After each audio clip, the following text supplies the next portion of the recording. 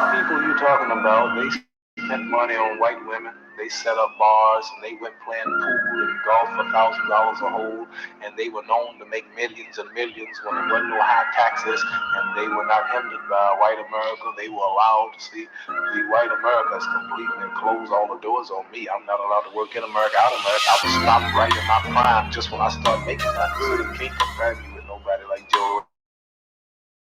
So nobody.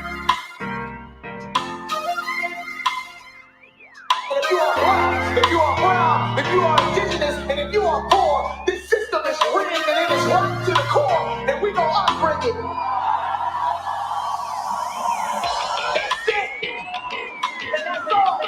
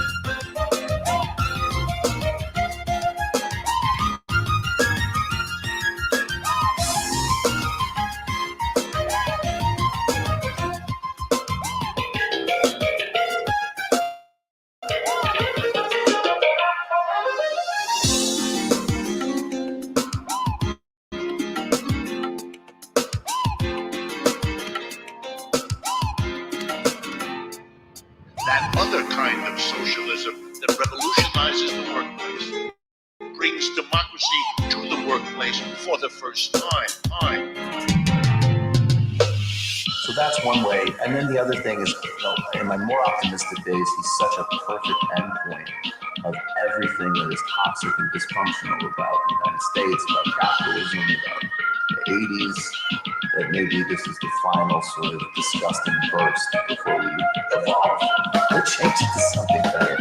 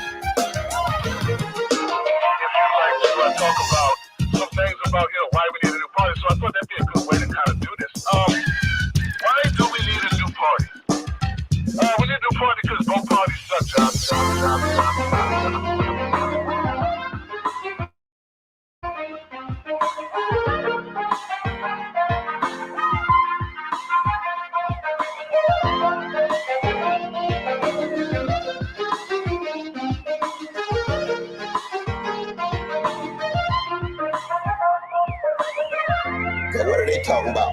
Fortified. Are you fortified for the long run? Do you have your cemetery clothes on? Are you coffin ready to live and die for something bigger than you, like a fundamental transformation of a capitalist civilization?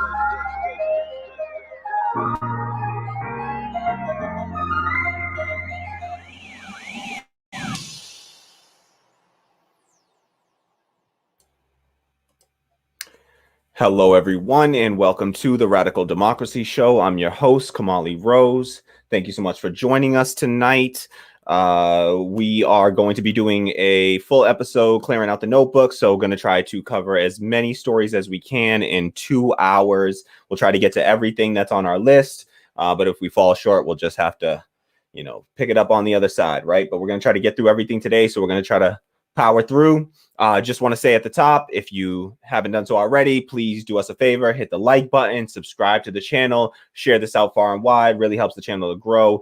And it's a nice free way to support the show and help us grow our platform. Of course, we are independent Black left media, and also trying to build workplace democracy here. One worker, one vote on all major decisions. And so if you would like to support that cause, please support our show. You can support us on Ko-fi or on Patreon. You can find us on Ko-fi at ko-fi.com/radical democracy. You can also find us on Patreon at patreon.com/radical democracy. And of course, as always, there are links to those in the description box below. Just want to say a massive shout out to our two newest Patreon patrons, Melon Lord, who I see is in the chat right now. So what's up to Melon Lord? Great to see you here, Melon. So thank you so much for your support. Deeply, deeply appreciate that.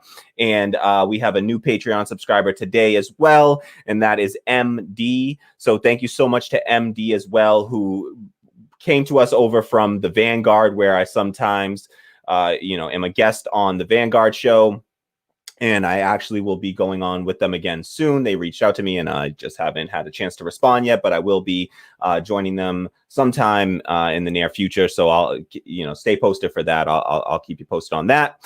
And I just want to say as well, a huge thank you and shout out. Those two got mixed in somehow, but a huge shout out to my very special friend Sedalia for contributing $25 on Ko-fi. Thank you so much, Sedalia. Really appreciate that. Deeply appreciate that. And so thank you so much for that. Thank you to everyone that supports us. Thank you to X and all of our other supporters on Ko-fi who helped us to purchase some new lighting for the studio. So we actually do have the new studio lighting in, but it's not fully set up yet. I still have to touch it up a little bit. So this isn't the final result of it, but we're working on it. And so but it's a big step forward for us, and it helps out a few subtle things that you might not notice, but trust me, I'm noticing, just like the shadow in here and stuff like that. I'm silly. Okay. So anywho, all right. Thank you so much to all of our supporters for helping to make that possible. So thank you. And thank you to our newest Patreons. All right. So let us get to some news here. There's a lot to get to. Like I said, I think it's going to be a really interesting episode. We got all kinds of stories to do today. Good stuff, bad stuff, and lots of frustrating stuff. So let's get to it. All right. First up, and again, I'll just remind everyone, just like, subscribe, and share if you haven't done so already. I'm just pulling up our first story, so I'm just being annoying here. All right. Going to start off with some COVID news because that's on everybody's mind nowadays. So let me just pull up a story for us here.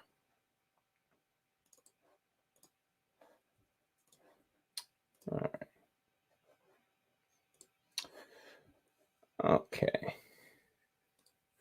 So some of the COVID vaccine makers, Pfizer and Johnson & Johnson to be specific, have decided to expend some energy fighting to keep their COVID pricing, the COVID vaccine pricing hidden from public view. So I think that we can all guess as to some reasons why they might want to do such a thing. And what they're doing is they're trying to prevent any of they don't want to release this information to their shareholders, because once they release the information to their shareholders, that information has to be made public. So nonprofit groups are sort of waiting in the wings right now for that information to go public. So this was posted on fiercepharma.com, and this was posted yesterday. And we can see from this article, oops, something is wrong. Hold on, y'all. Give me 1 sec. Something's wrong with we never have issues like this except when we need to do a live show, huh? All right. Let's try this again. All right. So two major players in the pandemic fight, Pfizer and Johnson & Johnson, are urging the Securities and Exchange Commission to forestall shareholder resolutions that would require them to disclose how they set prices on their COVID-19 vaccines. Several not-for-profit groups are pushing the two companies, along with fellow pharmas, Eli Lilly, Gilead, Merck & Company, and Regeneron, for information on their drug and vaccine pricing decisions, citing the federal money all have received, either for supplies, research and demand, or manufacturing scale-up, or all three. All right. So what they're saying here is that these nonprofit groups are pushing because they're saying, listen, you guys received public money, right? You received public funding either in the form of, direct funding for supplies, research and research and development, or for scaling up their manufacturing, right? So there were, through the stimulus bills, and then funding was offered to these companies, not to mention the research that they relied on was research and development from public universities, right? So this is public money, by and large, taking on. This is a prime example of where corporations under capitalism, what they like to do is to privatize the gains and socialize the losses, right? So they privatize the gains, they socialize all the they also like to privatize the reward, socialize all the risk, right? So socialize the risk, privatize the reward, socialize the all the losses, right? And privatize all their gains. So they're doing that in this case because this was what they're relying on for, it wasn't profitable to any capitalist corporation to do research on coronavirus, which we've lived with for and have known about for a long time now. I mean, years back, there was a Pentagon study in 2017, that said that, these novel coronaviruses are with us and they could present the next great risk to human life. And it was ignored. So, and people knew this, and companies knew this, and this isn't the first coronavirus to come around. This is COVID-19, right? All right. So there's been 18 others before this. All right. So we all know that COVID-19 is not the first COVID, right? So there are, it wasn't profitable for these companies to do the research and, to do the development of these drugs beforehand. And so we didn't have these vaccines at the ready, for one. And also, we are, they didn't have to, they didn't have to take on that risk, right? So they didn't take on that risk. They didn't do it in advance, right? It was public universities that took on the risk. And that's funded by us, right? Us, the people. And then they took public funding for the supplies and for scaling up their manufacturing, right? So they're taking money from the public at every turn, to the tune of billions of dollars. And somehow they don't feel like they have even the need. One, I don't think that these companies, after using public research, they shouldn't be able to profit from it, period. You shouldn't be able to profit off of human illness. Point blank, period. There should be no profit motive whatsoever in our healthcare. So we all know, I'm an avid supporter. We're avid supporters here for Medicare for All on the show. We do not believe in a profit motive in the healthcare system.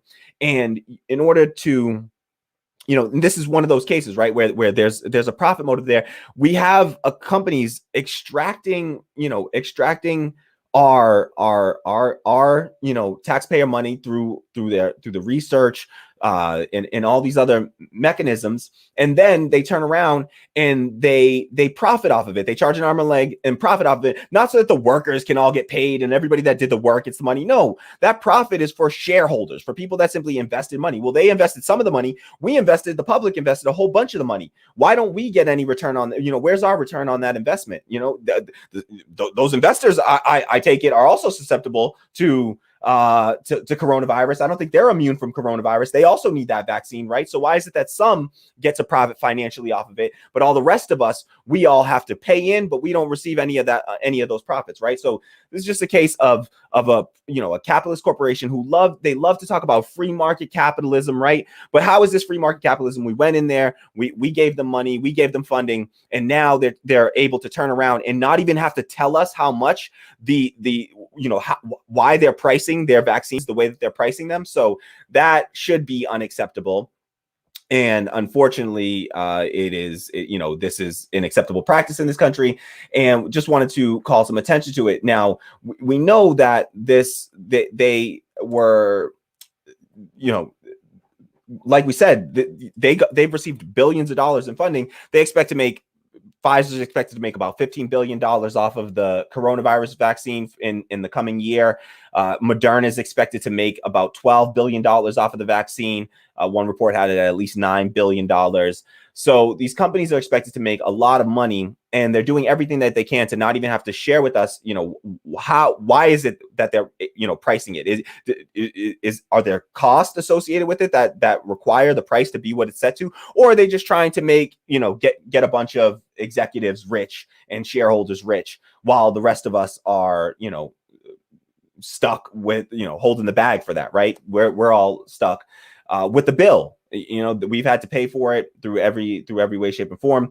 And by and large, yeah. So that's all I really want to say about that. I just want to make sure that we call that out. Don't let them get away with trying to sneak this under the radar. It's really gross that they're trying to, and it is, yeah, and it shouldn't go unnoticed, right? We shouldn't let this stuff go unnoticed. All right, so let's move along to some other news here. I'm dealing with some technical difficulties too, so I had to cut that story a little bit short because I'm getting some weirdness with our sharing software, screen sharing. So, all right, had to be the day. Okay, all right.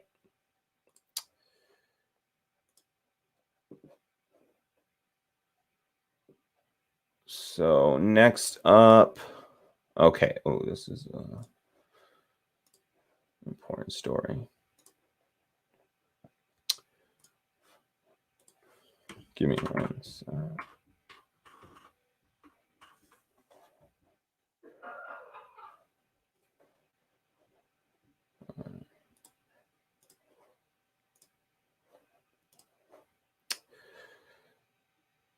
So Kroger grocery stores, and they are a national chain, and they have a few stores. They have some stores located in, they have a bunch of stores located in California, and there are some there was a recent law passed in Long Beach, California, and in Long Beach, they passed legislation that said that any company with at least 300 employees nationwide and 15 employees in Long Beach have to give their employees an extra so for all grocery companies, right, that have at least $300 employees nationwide and at least 15 employees in Long Beach, they would have to give their employees an extra $4 an hour for 120 days due to the coronavirus pandemic. All right. And this is reported in The Hill. And in response to this, so after this ordinance was passed by the city council, by Long Beach City Council, it was approved on January 19th, and just again says, it's a $4 an hour raise for all grocery workers for 120 days due to the coronavirus and the increased risk that these people are taking on, right? These are people that are on the front lines of the pandemic. They're risking their lives. I think $4 an hour is not enough. I really think that it should be time and a half or double time, to be honest, for these workers. And this is in Long Beach, California. Like, California is not Long Beach, this area is not like the most affordable place to live either. So $4 extra an hour. And in response to that, Kroger grocery stores decided that they would close two of their grocery stores. So they own two grocery stores, Ralph's and Food for Less, in Long Beach, California. And their response to having to be required to pay a $4 an hour pay raise to their workers for 4 months, they decided to instead close down those stores. And they said that in a statement, they said this is from the let me see. So give me 1 second. Let me grab this quote from them. Okay.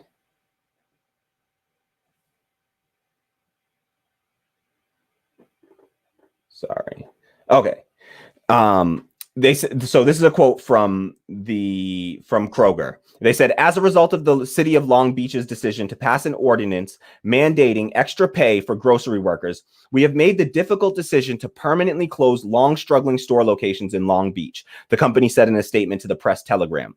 This misguided action by the Long Beach City Council oversteps the traditional bargaining process and applies to some, but not all, grocery workers in the city. Okay, so they're saying Kroger, a massive grocery chain, they're saying they simply cannot afford to pay out this pay $4 an hour extra to the company, which reminded me of a story that I read not too long ago about Kroger company. All right. And so I just wanted to show you this to give you a little context. All right. And so we're going to take a look at a story out of the Detroit Free Press, actually. And this was a story that, again, I read back in December, and it just stood in stark contrast to what I was hearing out of Kroger today. So let's see. This article in Detroit Free Press is headlined, Kroger, other retailers see eye-popping profits as workers reap little benefit. Okay, so Kroger, other retailers see, quote, eye-popping profits as workers reap little benefit. All right, so let's take a look at this article. We're going to read from this article, and we'll see. This was published, by the way, like I said, back on December 4th, 2020. So this is about a month ago. All right, this was 1 month ago. We got Detroit Free Press saying, sorry, no, this is okay, December 4th. Yes, this is 2 months ago. Sorry. All right, so 2 months ago, we got. Let's see what they had to say about Kroger grocery store. All right. So from reading from this article. Profits soared an average of 39% in the first half of the year at supermarket chains and other food retailers, thanks to the pandemic, although frontline workers reaped little or no benefit, a new report shows. At Cincinnati-based Kroger Company, all right, so they're based out of Cincinnati, Kroger Company. So at Kroger Company, all right, which has 100, this is from Detroit Free Press, so they're going to talk about, it's going to be a little bit localized to Michigan, Detroit, but they say at Cincinnati-based Kroger Co., which has 119 stores in Michigan, profits for the first 2 quarters were up a staggering 90%, according to the report from Brookings Institution, a Washington, D.C. based think tank. They quote from that report and from Brookings Institution, they say, we find that while top retail companies' profits have soared during the pandemic, pay for their frontline workers, in most cases, has not. The report released November 20th revealed inequalities between retail workers' pay and company profits during the pandemic. Profits earned at top retailers were described as eye-popping, even as most quickly ended so-called hero pay that was offered at the beginning of the pandemic in the form of bonuses or temporary bumps in pay for workers. Okay, and that's the problem with bonuses. They're temporary, right? They're not sustained. Even though a pandemic is sustained, right? The pandemic hasn't been so temporary, right? So Kroger saw, so among the retailers cited in the report, Kroger saw its net earnings for the first 2 quarters jump to more than $2.03 billion, compared with just $1.07 billion in the same period of 2019, okay? So their profits just about doubled. Okay, no, they just shy of doubling. Okay, their profits nearly doubled from the same time a year ago, right? Unfortunately, they didn't include the third quarter earnings. Okay, but when those are included, the company's net earnings of $2.662 billion are up just short of 100%, right, for the first 3 quarters. Okay, when those are included. Okay, so they're saying even with that, they're up about 2.6 billion. You can add another, so they're up even further. I just want to mention, so despite record-breaking profits at stores, many grocery workers saw hazard pay, typically an extra $2 per hour at the onset, taken away and replaced in some instances with bonuses, sometimes in gift card form. Kroger was listed under the report's, quote, laggards category. So they're doing worse than anyone in this, right? Under the company name was from hero pay to zero pay. At the time of the report, it had been 181 days since Kroger workers received hazard pay. All right. And this is their excuse. Listen to Crystal Howard, a Kroger spokesperson, says that the company has invested more than $1 billion since March to reward its associates and for safety measures to protect them and customers. In September and November, frontline associates received a $100 store credit and 1,000 fuel points. Okay, so they're like, oh, they got a $100 store credit and 1,000 fuel points, which is the equivalent of getting $2.50 more per hour for 40 hours. Okay, that's what the equivalent. That's what $100 store credit equals out to. All right, that's 1 week of $2.50. Okay, an hour for a full-time worker. Okay, so it just blows my mind, right? Here on one hand, they're saying, listen, in California, they're over here saying, oh no, you raised the minimum wage on us. We, a major, massive chain, we can't afford. We simply cannot afford to pay these workers $4 more an hour, even though we are making more money. We've pretty much doubled our revenue from last year. All right, we doubled our revenue from last year, which you can bet your bottom dollar that. But when they doubled their revenue, they doubled their profits. All right, so they've likely doubled their profits here at least, and because by and large, they're doing double. Honestly, it's going to be more profit because they're doing double the revenue while not having to double their sales staff. They didn't double the pay of their workers, right? So they're going to be doing more than twice as much in profits. All right. And you mean to tell me that they can't pay their workers, $4 more an hour for 2 stores when they have 120 stores just in Michigan alone. All right. Here, they only had to do it. They should be doing $4 more an hour for every employee everywhere. Kroger can afford it. All right. Let's be all the way real. Kroger, there should be no profiteering during a pandemic. You should not be able to profiteer during a crisis, during a public health crisis like this. No, in FDR, he set rules and they made laws. Even Eisenhower upheld them that said you cannot profit in wartime, right? Any profit that you make is going to be taxed at 100%. We are going to tax all corporate profits at 100% during public health crises, okay? And you should not be able to make profits. I'm sorry, what's profit?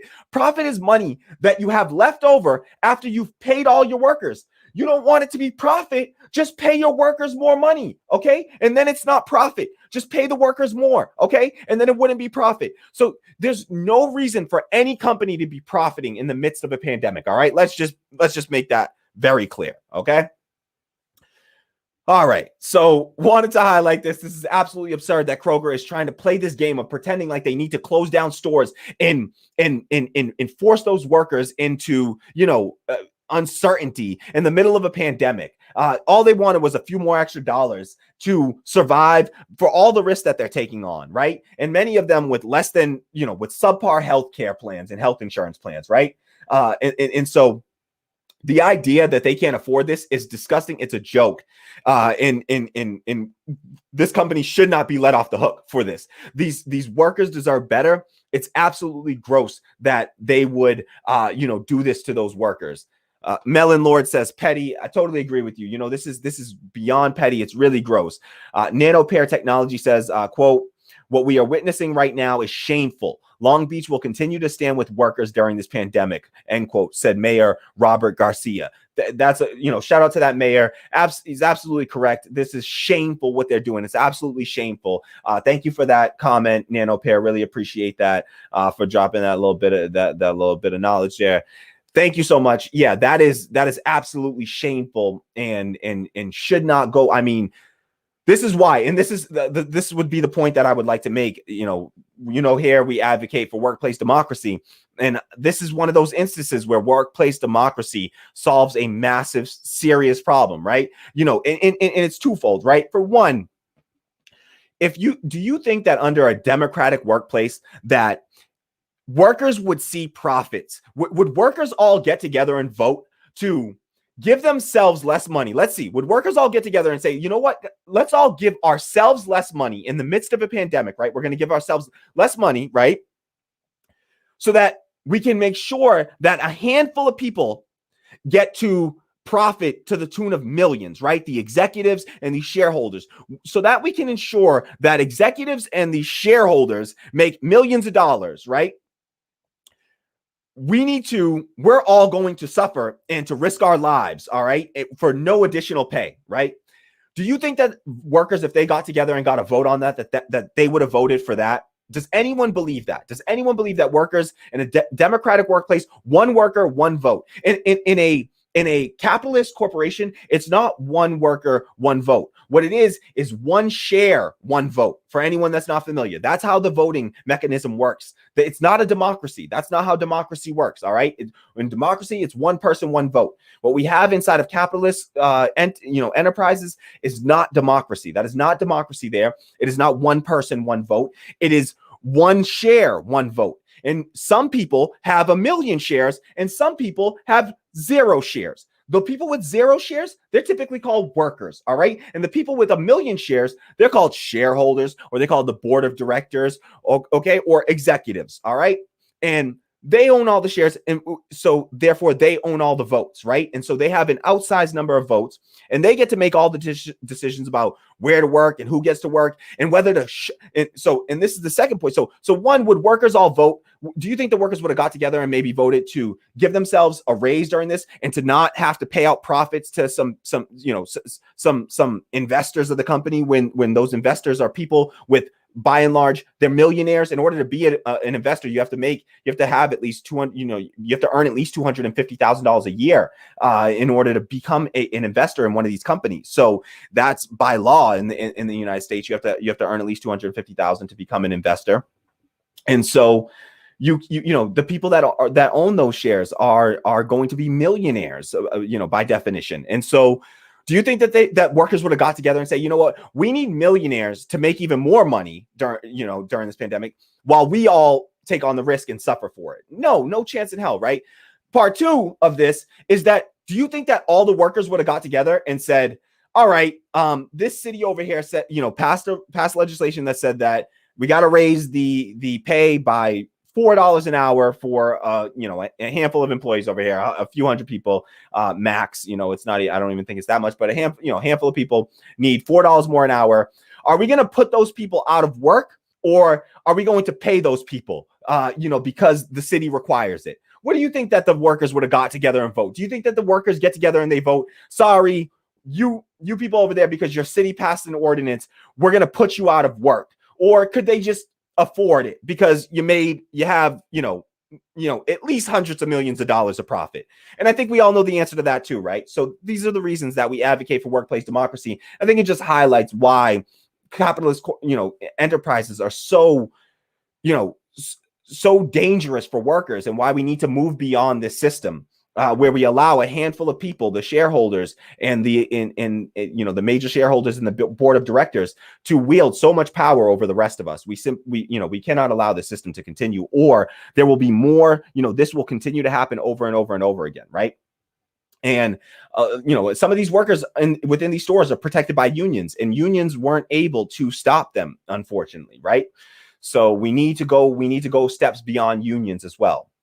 Nanopair Technology says Kroger reported over $2.6 billion in profits during the last 3 quarters of 2020, according to an analysis by the Brookings Institute. Yep.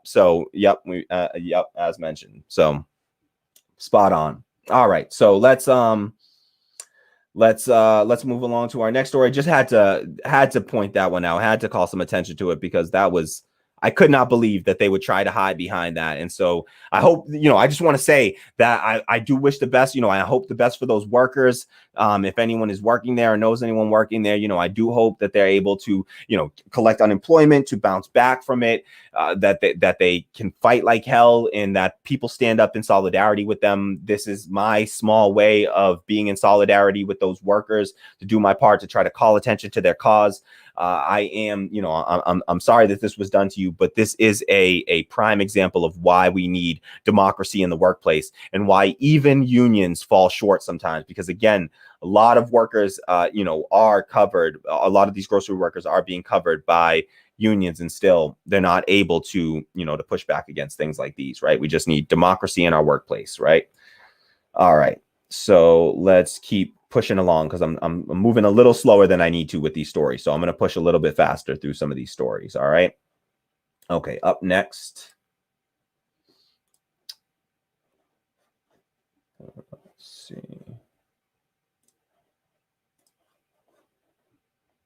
Sorry, y'all.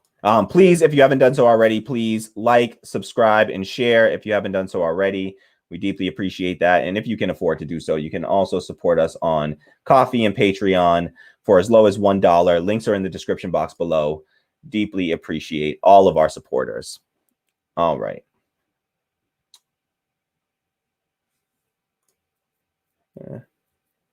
So I can't tell. Hold up.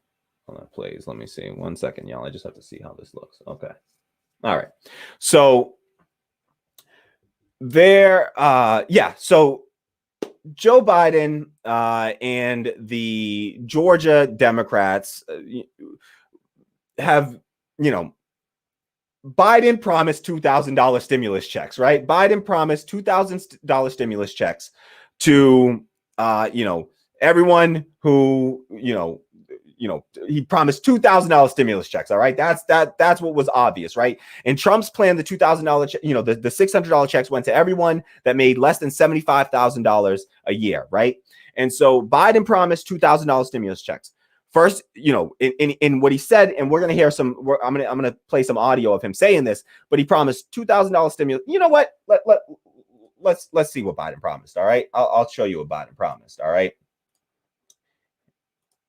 Here's Biden and the Georgia Democrats running for Senate races in Georgia in the runoff elections. They won the Senate races. The Democrats now control the Senate. So we have Democratic control over the White House and all of Congress, right? The House and the Senate. And so anything that goes on for the next 2 years, that's on the Democrats, and we have to place the blame at their feet, because they are the ones in power at this stage, right? So let me show you a little bit, some clips here of Joe Biden and the Georgia Democrats talking about $2,000 stimulus checks. All right. So this is what they had to say about $2,000 stimulus checks. Yeah.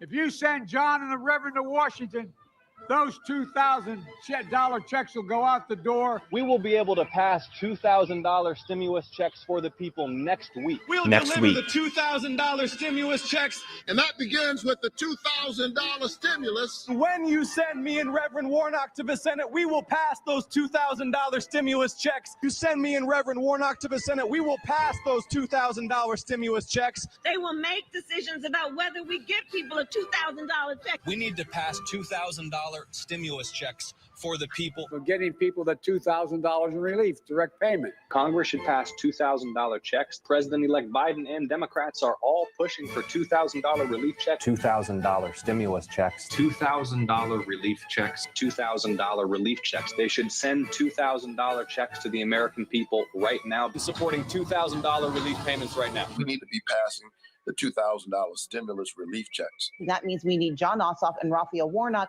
who will go to D.C. to ensure the $2,000 checks. I see ads that say, want your $2,000 stimulus check? Vote Democrat. Vote for Warnock.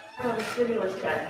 Chuck Schumer's trying to increase it to $2,000. Well, I actually have a bill for that. One of the first things that I want to do when our new senators are seated is deliver the $2,000 checks to the American families. And the debate over $2,000 isn't some abstract debate. $2,000 checks, so kind of actually $1,400 checks. By electing John and the Reverend, we'll put an end to the block in Washington on that $2,000 stimulus check. 10 moderate Republicans want a seat at the table to pitch a slimmed-down relief proposal. That money that will go out the door immediately. What they might be willing to do is negotiate on those stimulus checks. How can you assure Americans that relief will come and come soon? Have you ever known anyone in the history of the United States of America that could be president and assure exactly what the Congress is going to do? That money that will go out the door immediately. And that's not hyperbole, that's real. Okay, so I mean, you heard it from, you heard it from the horse's mouth, right? Like that is, they said $2,000 checks over and over and over and over again. They promised the people $2,000 checks and they promised them immediately. They said, you're going to get $2,000 checks and you're going to get them next week. All right. That was back. Those Senate runoff elections were on January 3rd. All right. My birthday. All right. Oh, sorry. Actually, they were January 6th. Yeah. The forced vote was January 3rd. They were January 6th. Okay. So shit, January 6th was also the Capitol riots. Like I'm just mixing up dates right now. All right. A lot of things went on. Okay. It's right around January 3rd to January 6th. All right. It's like January 5th. I don't know. I'm all messed up right now. All right. And so beginning of January, these people were elected. They said next week, we're going to get you $2,000 checks next week. All right. Biden, the first clip you heard him say, $2,000 checks will go out immediately. They're going to remove the block in Washington. Those $2,000 checks are going to go out immediately. 2,000, right? Then all of a sudden, now that they've been elected, those people went out there and voted, some at great risk to their own health in the middle of a pandemic. Now that they went out there and voted, all of a sudden, the $2,000 checks have suddenly become $1,400 checks.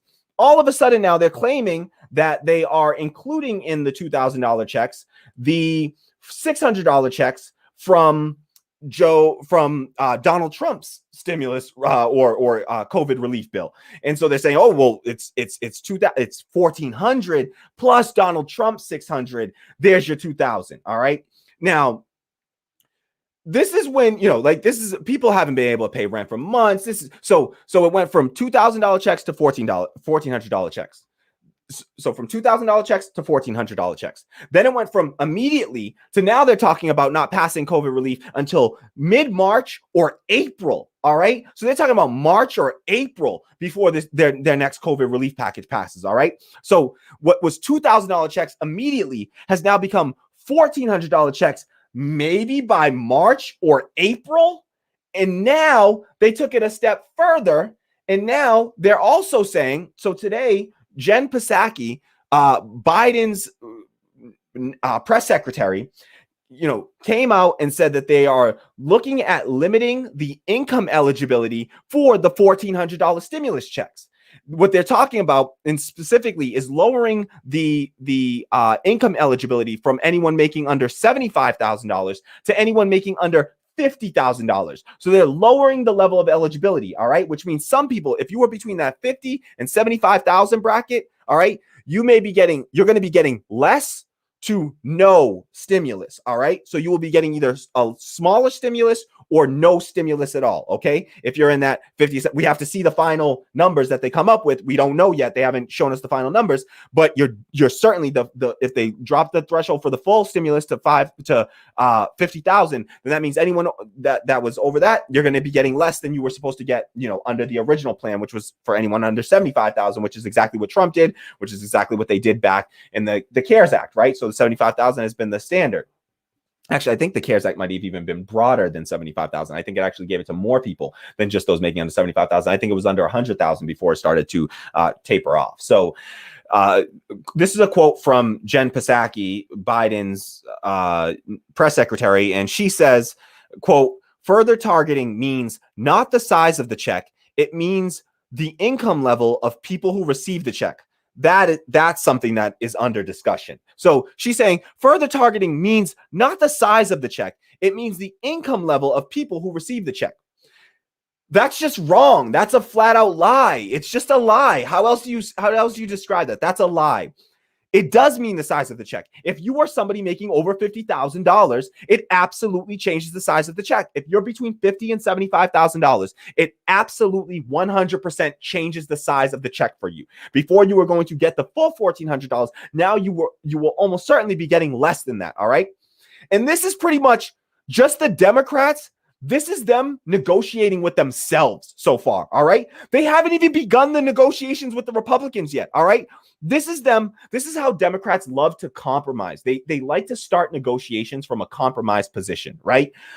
When you start negotiating from a compromised position, all that is the only possibility is further compromise. All right. So what they do is they set us up for having to compromise even further on this already weakened COVID relief bill. All right. So this is unacceptable, right? And this is the kind of stuff that, like, I fear that people don't, because our mainstream media isn't very critical of Joe Biden and the Biden administration. This stuff gets largely, they run cover for him. They make excuses for him, and they're not doing their due diligence. And they're sitting there protecting him instead of speaking truth to power and being honest about this stuff. You see the Washington Post and these other folks trying to do these fake fact checks. And in the fact checks, they're like, they don't fact check the fact, hey, wait, is $2,000 equal to $1,400? Is $2,000 $1,400? Why don't you fact check that, Washington Post, right? Because that should be a pretty quick fact check, right? But instead they run cover and they're like, oh no, fact check, no, Biden's not being totally dishonest here. He's just bending the truth a little bit. No, this is total BS, and they're trying to mask what they're doing. And what they're doing is they're already weakening the COVID relief bill, and it honestly is not likely to be even this much because they haven't even begun the negotiations with the Republicans yet. All right. So Melon Lord says, okay, all they want to talk about MTG. Okay, she crazy. Blast the GOP as being crazy. Now let's talk about substance. Yeah. They today in Congress, they voted to remove Marjorie Taylor Greene from any committees that she was on because she is a right-wing lunatic who is, no, that is offensive to lunatics. She's just a right-wing, I don't even know the word. I can't think of a better word right now. Sorry. But who is just had some really some wild, just like far right beliefs, QAnon type stuff, and also like got into a little, not a physical scuffle, but a little altercation with Cori Bush already in Congress. Cori Bush had to move her office because of her, just around for safety issues.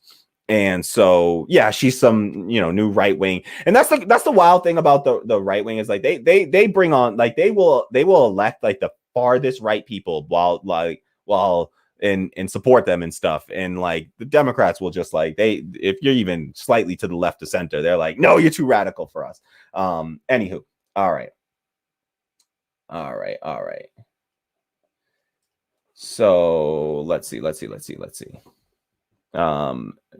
DeCenzo says, did you see Romney's $3,000 per child proposal? I did check it out at your behest, or no, that's not the right word, but yes, I did check it out when you mentioned it. And I did see it was $3,000 for the year. So it's $3,000 per year, not per month. But it would be $3,000 per year. Oh God, it eliminates welfare entirely and cuts the food stamp program by $3. By $3 billion. Okay, get the hell out. Like, that is absolutely ridiculous. It's disgusting. Also, it also cuts the earned income tax credit by $45 billion. They can get out of here with that nonsense. That's absurd. Dave says, worst part is the people who get to vote on it have no idea what it's like to need these programs. Exactly. That's disgusting. Exactly. Like, none of these people have ever relied on these programs, right? Like, none of these people have ever relied on one of these programs before. They have no idea what it's like. I grew up on food stamps. I was raised on food stamps. Like, that food stamps, they saved us. I grew up on that stuff. So absolutely, like these people have no idea what it's like. They have no clue, but they'll attack it at every turn. And honestly, the Democrats aren't the strongest line of defense that we have, unfortunately, the Democratic Party. So against these things, because they often will compromise with them on these unacceptable policies where it's just like, you cannot compromise. You can't negotiate with terrorists, as they say. The Republican Party is a bunch of terrorists at this point. I know how I talk about that word, but like they are some damn terrorists. All right. The Republican Party trying to terrorize the people. Noam Chomsky says that, the Republican Party in the United States has moved so far to the right that they are off the spectrum. All right. They have moved off of the spectrum. So there's, where they are on the political spectrum, it's not based on reality anymore. And so, yes. Sedalia says, you can tell these decisions are made by no one who's ever needed access to these resources. Exactly. Absolutely. What's up, Sedalia? Great to see you. Thanks for being here. And so, yes, absolutely 100%. Like these people they're so disconnected from this, right? They are so disconnected from this. So it's so easy for them to propose that kind of just horrific legislation that is an attack on all of our social service programs. For what? $3,000 a year extra? Like, no, we're not going to play any games. And this is what the danger was behind Andrew Yang's universal basic income program. This was the danger with Andrew Yang's universal basic income, was that it was a replacement of so many. You had to give up social services in order to receive the basic income. And that's dangerous, because anytime you do that, the people, what that ends up being is, when you do that and you give $3,000 per family, but we're going to cut all these social services, how does that play out? Well, the people that rely on those social services, many of them rely on more than $3,000 worth of social services. When you add all that stuff together, right, all together, it becomes, it's more than $3,000 a year, right? And then, so those people that need that, say you were already using $3,000 worth of social services, right? It's a $3,000, replacement. So you get $3,000, but you lose $3,000, right? So you essentially gain nothing, right? But all the rest of the families, the middle income families, right? The middle class families and the upper class families, they're not using any of those social services programs. So when they get $3,000 a year extra, it's actually extra money that they can pocket. They can benefit from it. And this is the scary part, and where we see sometimes the middle class's, goals will not align with typical working class values, right, and goals. And so there's a disconnect there as well, right? So, these people, they have no idea. The majority of almost the entire Senate is millionaires, all right? Almost the entirety of our U.S. Senate are made up of millionaires, all right? So I think it's like 90% plus of these senators are millionaires, and the majority of people in the House of Representatives are millionaires, all right? So and most of them have not lived working class lives, right? Like AOC and the Squad are the only people that you really see coming from working class backgrounds, right? Like they were actually working class themselves, not like, oh, my grandpappy was a, working class, was a coal miner. No. You actually, you worked in a bar right before you got to Congress, right? Like working class people in Congress is just, that's the lowest, aside from atheists, that's the lowest, least represented demographic in Congress, right? So, these people it's gross. These people the policies that they're presenting, these are unacceptable. And honestly, even what Joe Biden's presenting here is unacceptable, because it doesn't go far enough to meet the moment, right? This policy, this COVID relief plan, it does not do enough to meet the moment. What we should be talking about right now is $2,000 a month to every single person over age 16 in this country for the entirety of the pandemic, retroactive back to the start of the pandemic, and then through the pandemic and 3 months following, right? So that people have a little bit of time to recover, right? So once the pandemic is, they should set certain health, we reach, the US reaches herd immunity, and we get to a certain number of cases per day, right? We have to drop below a certain number of cases and deaths per day before we're allowed to end the COVID, UBI, call it, right? And that's what we should be doing. That's the only sane thing that we could be talking about right now is $2,000 a month to every single adult in this country. But instead, we're playing games about a one-time $1,400 payment. Should have been, was supposed to be $2,000. Now we're only talking about $1,400. Republicans just proposed $1,000. Now we're going to start to negotiate from between $1,400 and $1,000. Apparently, watch this end up being $1,200. Like, hear me now, quote me later. Watch this damn thing end up being like $1,200, even if it is the excuse me, even if it is the $1,400 though, that's not enough. It is not enough. All right. $1,400 is not making rent for most people. People are struggling. We're going to do a story soon on evictions and the eviction moratoriums, and people cannot afford that. And, you had people who have not been able to pay their full rent since the start of the pandemic, right? And we've done eviction moratoriums that makes it so that they can't be evicted, but the rents add up every month. And after those eviction moratoriums expire, those landlords are able to come into to charge all of that back rent. So all of a sudden, at the end of this thing, you're gonna be slapped. You're gonna get hit with, $20,000, $30,000 potentially dollars of back rent that you owe.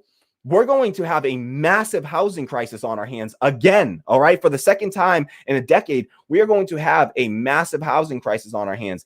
And we're not even seeing the start of that yet. So this COVID relief bill was already too weak. It already wasn't enough. And we're already seeing the plan shift further to the right. And, we should not let this happen. We should not just allow it. We can't let the right-wing talking points of, oh, well, it's enough. It's not enough. People are suffering. People are struggling, and they need the relief right now. And we have to, we have to get that to them and get that to them soon. It can't wait until March or April. That's unacceptable as well. Like this idea that it can wait till March or April is completely unacceptable. That was not what people were promised. And you can't, this is another case where you cannot, you have to uphold your promises. And if they don't, we have to hold them accountable when they don't. So, all right. Got to push along because I'm moving through these stories way too slow right now. So I apologize. I got to go through. I'm not going to take comments for now. I'm just going to keep on rolling along. Unless my super producer, Tammy, shout out to super producer Tammy, doing her thing in the background there. Let me know if we need to, we can. All right, let me see. I want to get to this story on Yemen here. Saw some folks mentioning it. All right. So where is this story? Sorry, y'all. Okay. Okay. So Biden has signed an order ending the U.S. support for Saudi Arabia in their genocide in Yemen. And this has been ongoing for some time. We've been selling weapons to Saudi Arabia from, since, Bush era, Obama era. We sold weapons to Saudi Arabia, and, even though, Saudi Arabia, 15 of the 19 hijackers on 9/11 came from Saudi Arabia. Saudi Arabia is a theocracy. They are oppressive to women. They are a repressive society and ruled by a dictator. Yet they are considered a U.S. ally, and we sell them weapons, and those weapons have been used to fuel a genocide in Yemen. I mean, I won't do it. Maybe I should show you some of the shocking pictures of these starving children in Yemen, but our taxpayer dollars have been funding that, right, for years now, right? And so this is a good step forward, right? Biden says that he's going to end U.S. support for offensive military operations in Yemen. All right. So maybe I misspoke at the beginning there, and I shouldn't have done so, and I apologize for doing so. I may have said that Biden has ended U.S. support for Saudi Arabia for the war in Yemen. Let me correct that. Biden has halted support for, quote, offensive military operations in Yemen. Okay, so the issue with this, and so first off, I'll clear it. I'll say, listen, credit where credit is due, giving credit where credit is due here. They get credit. This is a good step. This is a step in the right direction. Our tax dollars should not be supporting any offensive attacks against the Yemeni people, right? Or any people for that matter, right? And so this is absolutely a step in the right direction. This is a good thing, right? But I think that it does not go far enough, and I think that it's that information is sort of being hidden in the mainstream media and isn't being discussed, right? All of the coverage right now, all the coverage on CNN, on NBC, on MSNBC, has been all sort of fawning coverage, right? It's all been very positive. Joe Biden, look at where, this is sane, and, he is such, this is presidential, and it's, anti-war and anti-imperialism, right? And in very sort of, fawning positive coverage. But when you dig a little bit deeper into the story, it's not as cut and dry as what the headlines would suggest. And so what jumped out to me about the story was when they said offensive military operations in Yemen. That immediately set off, alarm bells for me. When I saw offensive military operations, it made me think, okay, well, what about the defensive, quote unquote, defensive military operations? What are those? And, what about our support for that?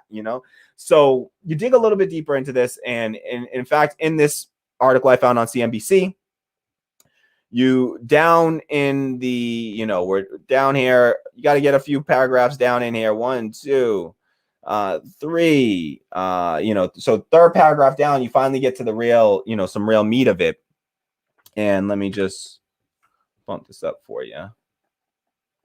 All right. So just highlighting this paragraph here. Let me just read from this paragraph. So this is a quote from Joe Biden, and it says, after announcing, this was after announcing these an end to support for offensive military operations. At the same time, he says, so he goes on to say, at the same time, Saudi Arabia faces missile attacks and UAV strikes and other threats from Iranian-supplied forces in multiple countries, Biden said. We are going to continue to help Saudi Arabia defend its sovereignty and its territorial integrity and its people. Okay, so I'm going to say that once more. It says, Biden said, at the same time, Saudi Arabia faces missile attacks and UAV strikes and other threats from Iranian-supplied forces in multiple countries. And he says, we're going to continue to help Saudi Arabia defend its sovereignty and its territorial integrity and its people. Okay, so he says, we're going to continue to help Saudi Arabia, all right, quote, defend. So here's that where, I think I was right to be alarmed by the use of the terminology offensive, because here they're saying, well, we're going to support defense, quote unquote, defense. Keep in mind while we're talking about this, that the U.S. military budget is known as the U.S. defense budget. All right. But we all know that the U.S. military budget is not used for defense. All right. It's used for, by and large, offense, to create offensive weapons. All right. So these are misnomers, right? So he also mentions that Saudi Arabia faces missile attacks and UAV strikes and other threats from Iranian supplied forces in multiple countries. All right. So Iranian forces, multiple countries. So now here you have him, essentially ramping up some sort of a tension, military tension between the US and Iran. All right. When we're at the same time, on one side of his mouth, he's saying, oh, Iran is a problem over here. Talking out of the other side of his mouth, he wants to enter back into the Iran nuclear deal, right? That stops Iran from nuclear proliferation, right? From furthering their nuclear weapons program and from actually developing any nuclear weapons, which is a good thing. We should absolutely rejoin that. And we should have, Donald Trump exited out of the Iran nuclear deal that Obama created. That was one of Obama's greatest achievements, in my opinion. And we absolutely should re-enter into the agreement. Iran has by and large held up their end of the agreement, even after the U.S. backed out of it. They by and large did uphold their end of it still. So he also says in multiple countries. So he says we're willing to help Saudi Arabia supply, help still sell them weapons for use in multiple countries. He doesn't specify which countries, multiple countries Saudi Arabia is allowed to use these weapons in, and under the guise of defense. And so I just want to point this out because sure, it's good, and it's a good thing that we are ending support for offensive attacks in Yemen. But really, what's to stop Saudi Arabia from simply saying that they're using it for other things? Like, how do we know what they ultimately? Is anybody really seriously tracking what they're using their weapons for when we sell them these weapons? Which organization tracks what those weapons ultimately get used for, right? Nobody's tracking that. Nobody knows what happens in how these weapons get used once we sell them. There's no way to really follow up on that. So to suggest that, oh, well, we're not gonna support their offensive, war, but we'll help them with their defense, right? We'll help them with defense. There's still weapons. All the things you're talking about are weapons still, right? And so you didn't say, oh, we're not going to sell them any firearms, no. They still sell them weaponry, all right? It's just Saudi Arabia has to tell us that it's not for their genocide in Yemen. All right. We're not going to, and we're also not, he hasn't said anything about imposing sanctions, which I would say, he should impose sanctions on the government, not the people of Saudi Arabia. There's no reason to do that, but to impose sanctions on the government and government officials, absolutely 100% is very effective. We did it to Russia and Russian officials and all the Russia scare stuff.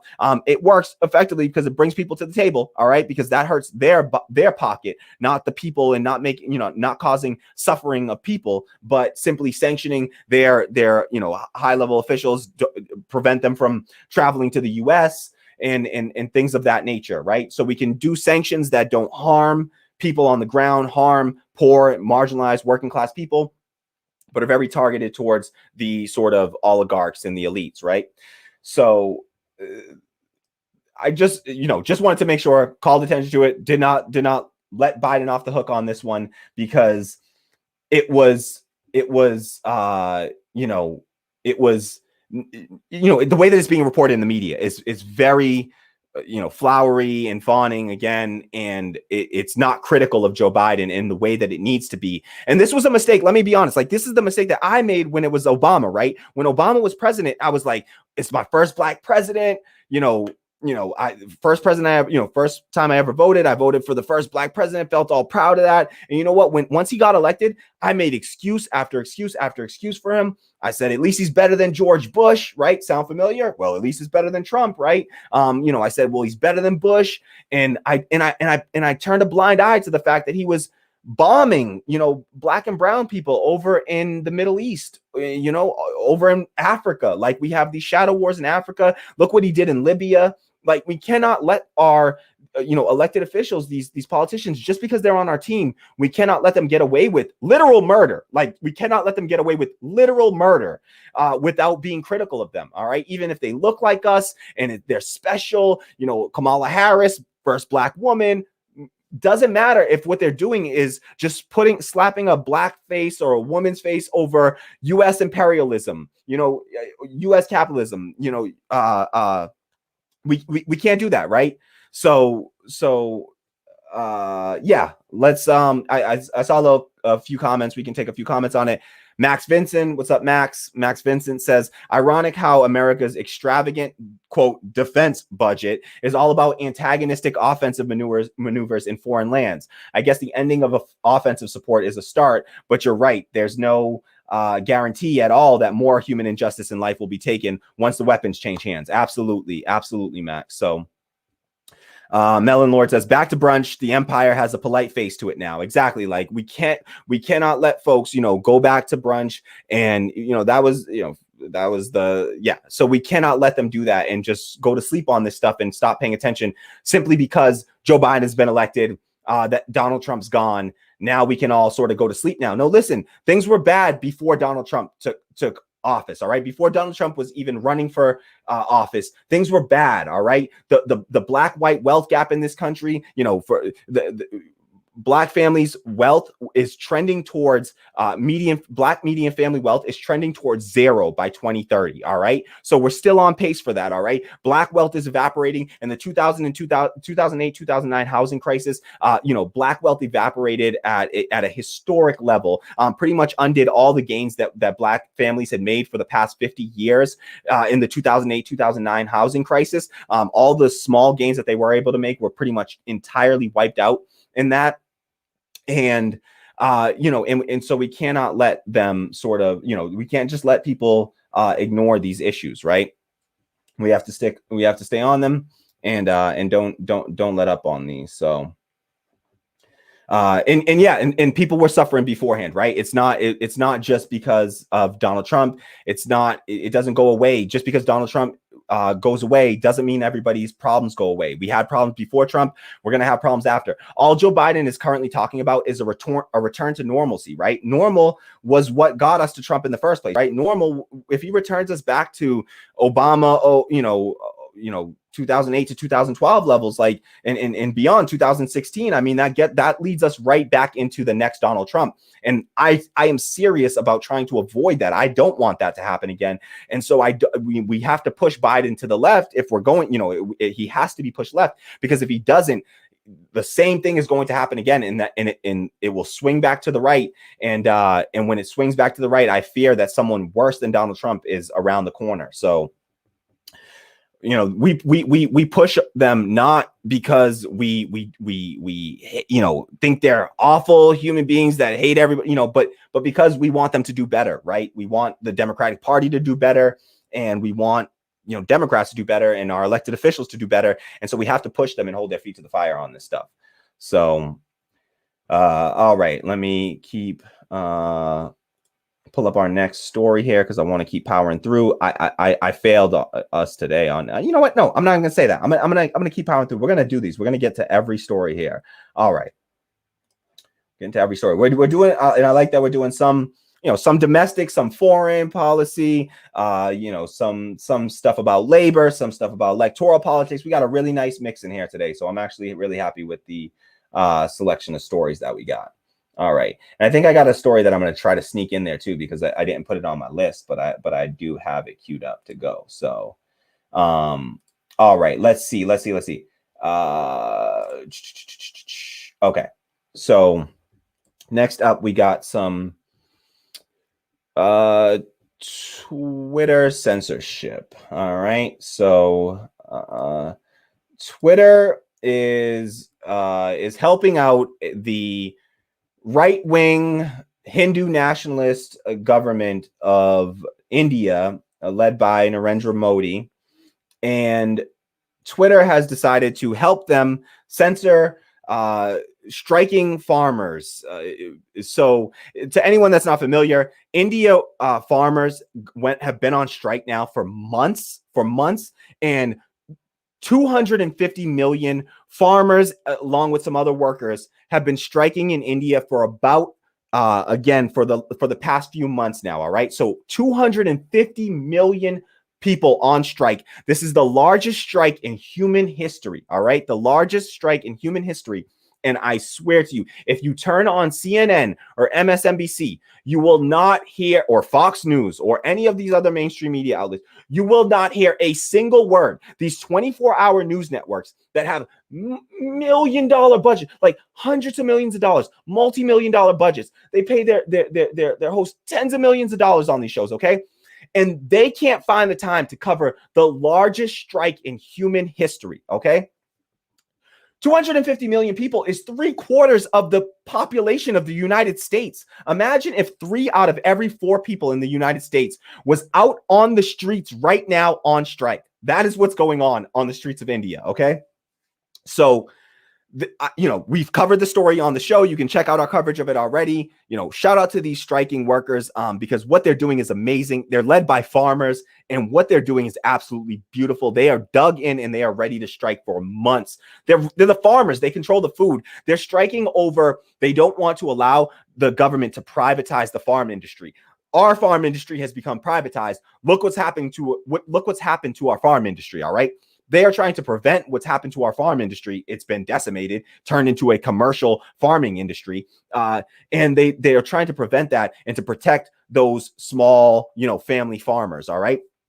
And because they control the food, they literally were like, listen, we've dug in. We've got rations for months out here. We are ready to dig in for months. We can sustain ourselves. So they're not letting up. All right. So they've been on protest, and it's even gotten to the point of Rihanna and Greta Thunberg actually came in and showed some support actually. And so celebrities have been getting in the mix, supporting it.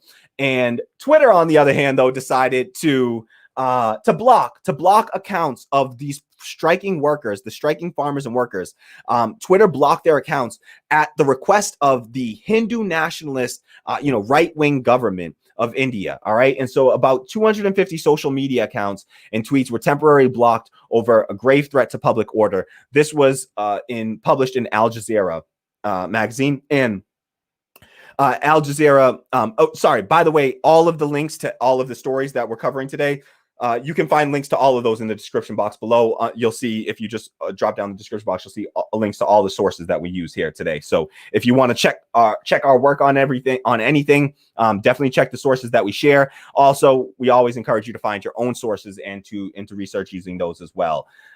We do want to try to build media literacy on the show as well for folks, and that's something that honestly it's just we're not taught in this country how to parse through news and media and how to pick out the reliable sources of information, how you find reliable sources of information, judge reliable sources, and consume those sources of media, right? So let's just read a little bit from this article here. They say Twitter on Monday temporarily blocked dozens of accounts and tweets hundreds in India at the Hindu nationalist government's request, including those of a prominent news magazine and farmers staging mass protests in the capital. So you got them also blocking. Twitter blocked the Twitter account of a prominent news magazine. So that's literally like completely anti-free speech. I mean, it's fundamentally anti-free speech on the grounds of just blocking all of they are literally hitting every part of our First Amendment, right? This is in India, obviously, but if this was the US, I mean, they are literally, first part, and Twitter is based out of the US, obviously. Every part of our First Amendment, right to protest, right to free speech, right to a free press, right? They are attacking all three of those here. All right. So Twitter has attacked all three of those in one foul swoop. And they are, so I'll just keep reading on. You're literally suppressing the free press, a prominent news magazine. All right. So that's absolutely absurd and unacceptable. It goes on. It says an information technology ministry source told the AFP news agency that the government had directed the social media giant to act against about 250 Twitter accounts and tweets that posed a, quote, grave threat to public order. Grave threat to public order. Yeah, these people are trying to protect workers and farmers. Yeah, they're a grave threat to public order. They say. This is crazy that they're like tens of thousands of farmers have been protesting since November 26th. No, it is millions. It's literally millions. All right. But I get it. It's all right. But anywho, so they said, farmer activists, unions, opposition leaders, an economist, a magazine, were all blocked on Twitter. And, you can see some tweets from them. Muslim and Sikh activists in India are being stifled by Twitter. So a Twitter spokeswoman said, quote, it may be necessary to withhold access to certain content in a particular country from time to time if a, quote, properly scoped request is made. Okay. So I don't know how you properly scope a request that targets, a journalism outlet, right? Like that's absolutely unacceptable. That should be a hard rule for them, but apparently, unfortunately, it's not. So this is a case of actual censorship here, and it's censorship against left-wing labor movements, which is not uncommon. And so just wanted to highlight this. Global media watchdog Reporters Without Borders slammed the suspensions, which it called, quote, a shocking case of blatant censorship. So that's global media watchdog Reporters Without Borders, says it's a shocking case of blatant censorship. So that's exactly how I would phrase this as well. That's just a bunch of workers on strike being, framed as some sort of, danger to public safety, when the reality is that the government suppressing these people, they're the actual danger to public safety. And what they're trying to do, privatizing the food industry is absolutely, or the farming industry is absolutely a danger to public health and public safety. We know what happens when you do that. You privatize those industry, they're going to cut corners. The regulations, they will fight against regulations. They will become powerful enough to lobby, to fight against regulation. trust me, you do not want to go the way of the U.S. farming industry. Ask any American farmer and any American family farmer, and they'll tell you exactly what is to come. So yeah, I did some farming myself. I finished high school in rural Jamaica, where I did some farming. I farmed for, my high school years. All throughout my high school years, I lived, my father's a farmer, my brothers are farmers in Jamaica. They're still farmers. I grew up I lived on a family farm there, and we farm food, vegetables, and it is a beautiful way of life, and it is a beautifully sustainable way of life. And I absolutely, wanted to stand in solidarity with these striking workers and show some support and make sure that we don't let Twitter off the hook there. And shout out to Rihanna and Greta Thunberg, right? Thunberg for showing some support and bringing some celebrity attention to the cause. I thought that was really cool too. So shout out to them for that, because it's never easy when you show support for working people like this and working class movements. And so you do it at some risk to yourself. And so I like them using their platform and Rihanna using the privilege that she does have to draw attention to this issue. And you can see this in NBC News. The Indian farmers protest, Rihanna and Greta Thunberg lead growing support and draw furious backlash, right? So so they caught some backlash for it, and props to them for supporting that cause, and shout out in solidarity with all of those Indian farmers and workers that are on strike. You are a shining example of what can be done with labor power, and so thank you so much for what you're doing. Keep fighting the good fight, stay strong, and we are with you. We are totally in solidarity with you and support everything you're doing. So hold the line, stay strong, y'all. All right. Next up, let's see. If we have any comments that we want to get to in between, please hit the like button, subscribe, share. And just want to say a quick what's up to Feminist News Network, who I see commenting. Thank you for the recent sub, and I also subscribe to your channel as well, Feminist News Network. So thank you so much for that. Feminist News Network says House just kicked off committees, but didn't throw her out of office like they did Adam Powell. That's funny. Thank you for pointing that out. I forgot about that Adam Powell. Yes. Wow. That is such a great point. Yes, Adam Powell was somebody that, was a, back in the day, congressperson who, he was kind of like a cool guy, dude. And he was kind of a player, and, but he fought for Black issues. Right. And he spoke, and he was strong on Black issues in the midst of like the civil rights era. And so he was somebody that was strongly on our side, and ended up getting kicked out of Congress. And I forget what the exact circumstances were surrounding his forced removal. But so I'm sorry that I don't know that history.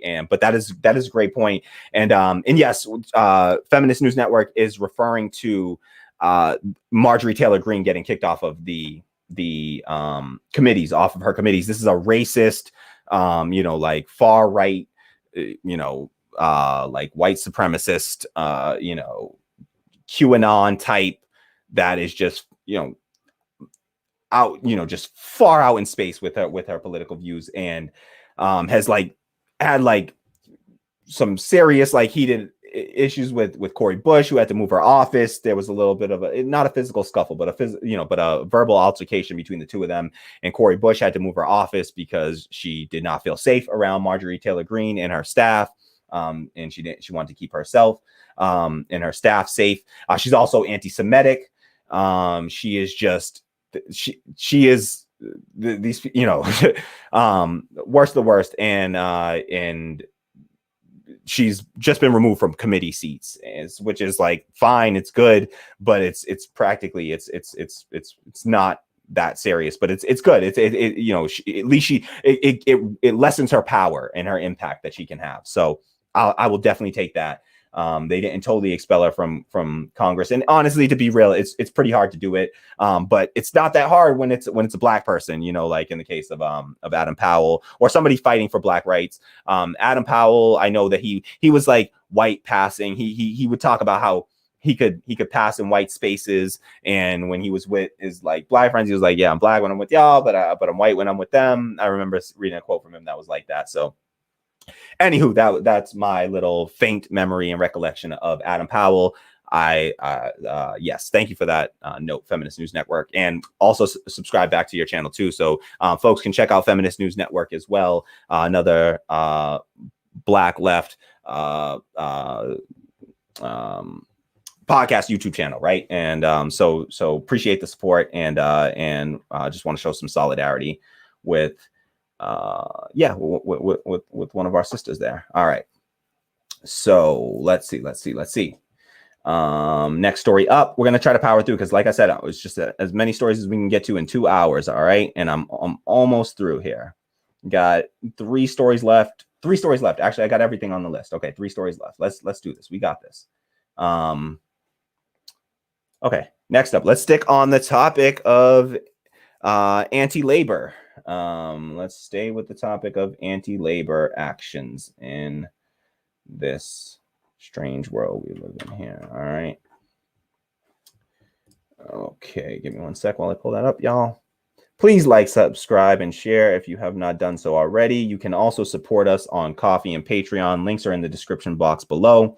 You can also find links to all the stories that we're covering here. Any resources that we share on here, you'll find links to those in the description box below in case you want to check our work. We do show our receipts, y'all. We bring receipts. Okay.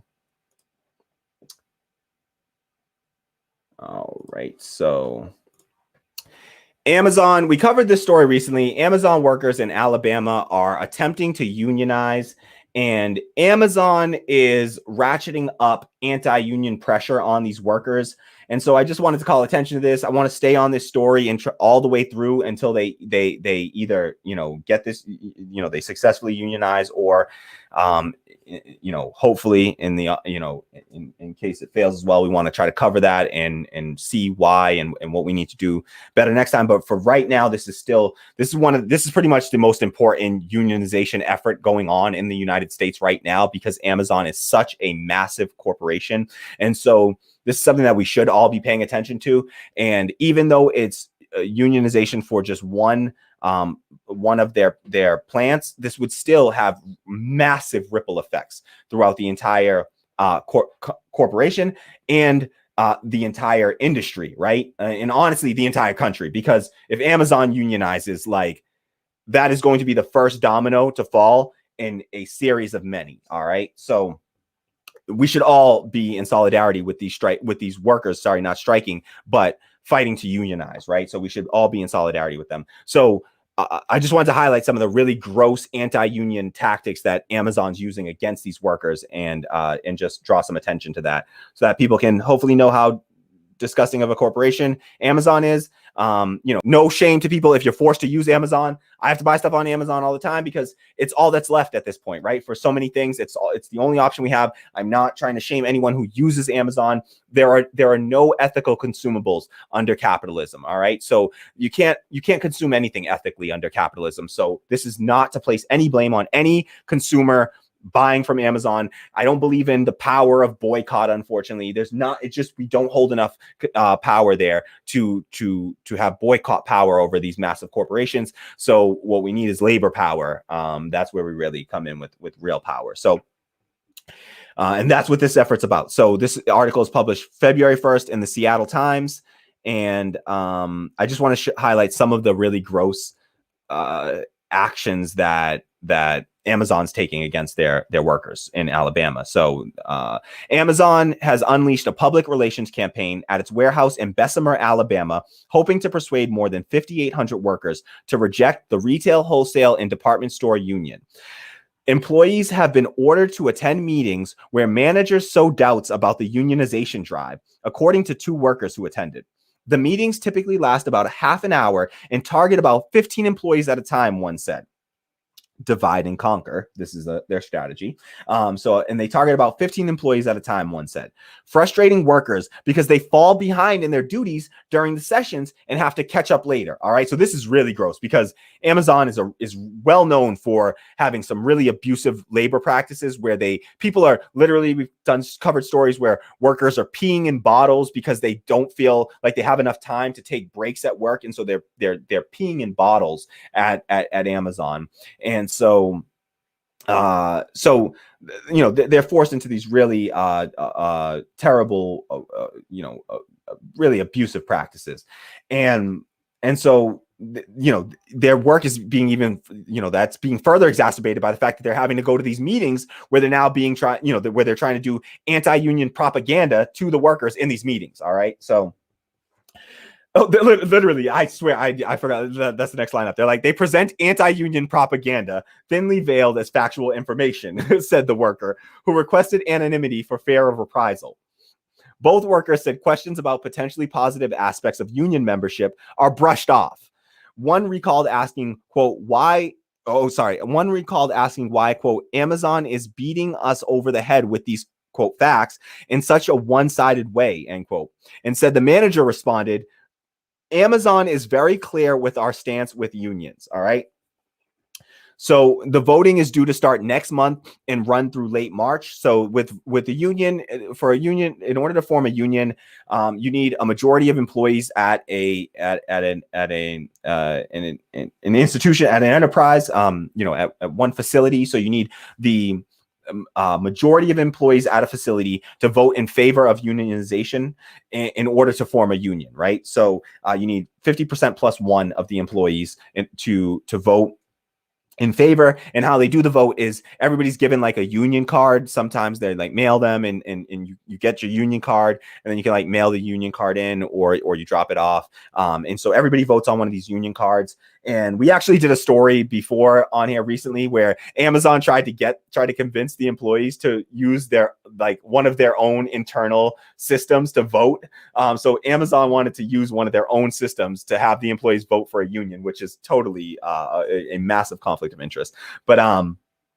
But they get these little cards and then they vote if enough people vote in favor, the union is established. And then from there you go to bargaining, to collective bargaining. And oftentimes in the middle of that time between when the unionization, when the workers vote to unionize and the collective bargaining agreement, there's still things that the company can do to try to force the hand of the workers and try to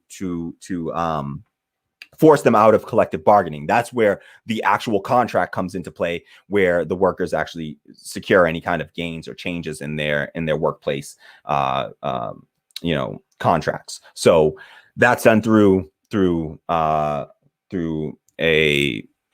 process called collective bargaining, and you form a collective bargaining agreement that essentially lays out the rules of how the employer has to treat the employees.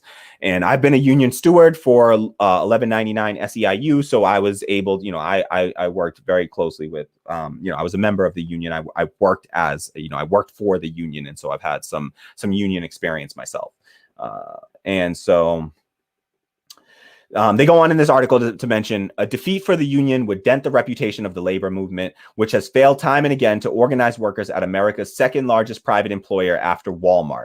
So Amazon's the second largest private employer after Walmart. A union victory, on the other hand, would provide a tactical roadmap for the hundreds of thousands of people toiling in Amazon facilities. That, in turn, could force the company to ease the sometimes frantic pace of work and even bring wages more in line with the warehousing and transportation industry, where union jobs on average pay 34% more than non-union ones, according to federal data. All right. So when you're in a union, all right, union jobs on average in those industries pay 30% more. All right. So you get 30 cents more for every dollar, 34 cents more for every dollar. Right.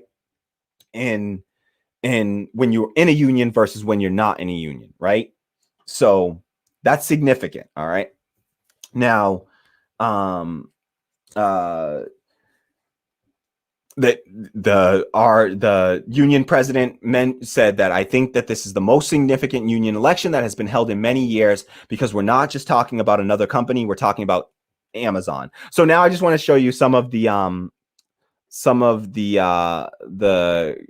gross thing that they've done. And we already talked about what they're doing right now, calling these people into meetings.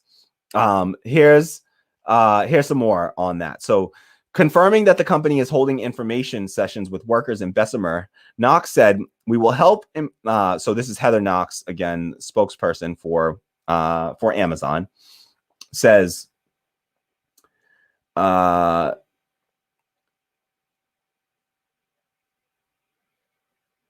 sorry, no, I don't care about reading that. Sorry, I wanna read from here. Okay, so sorry.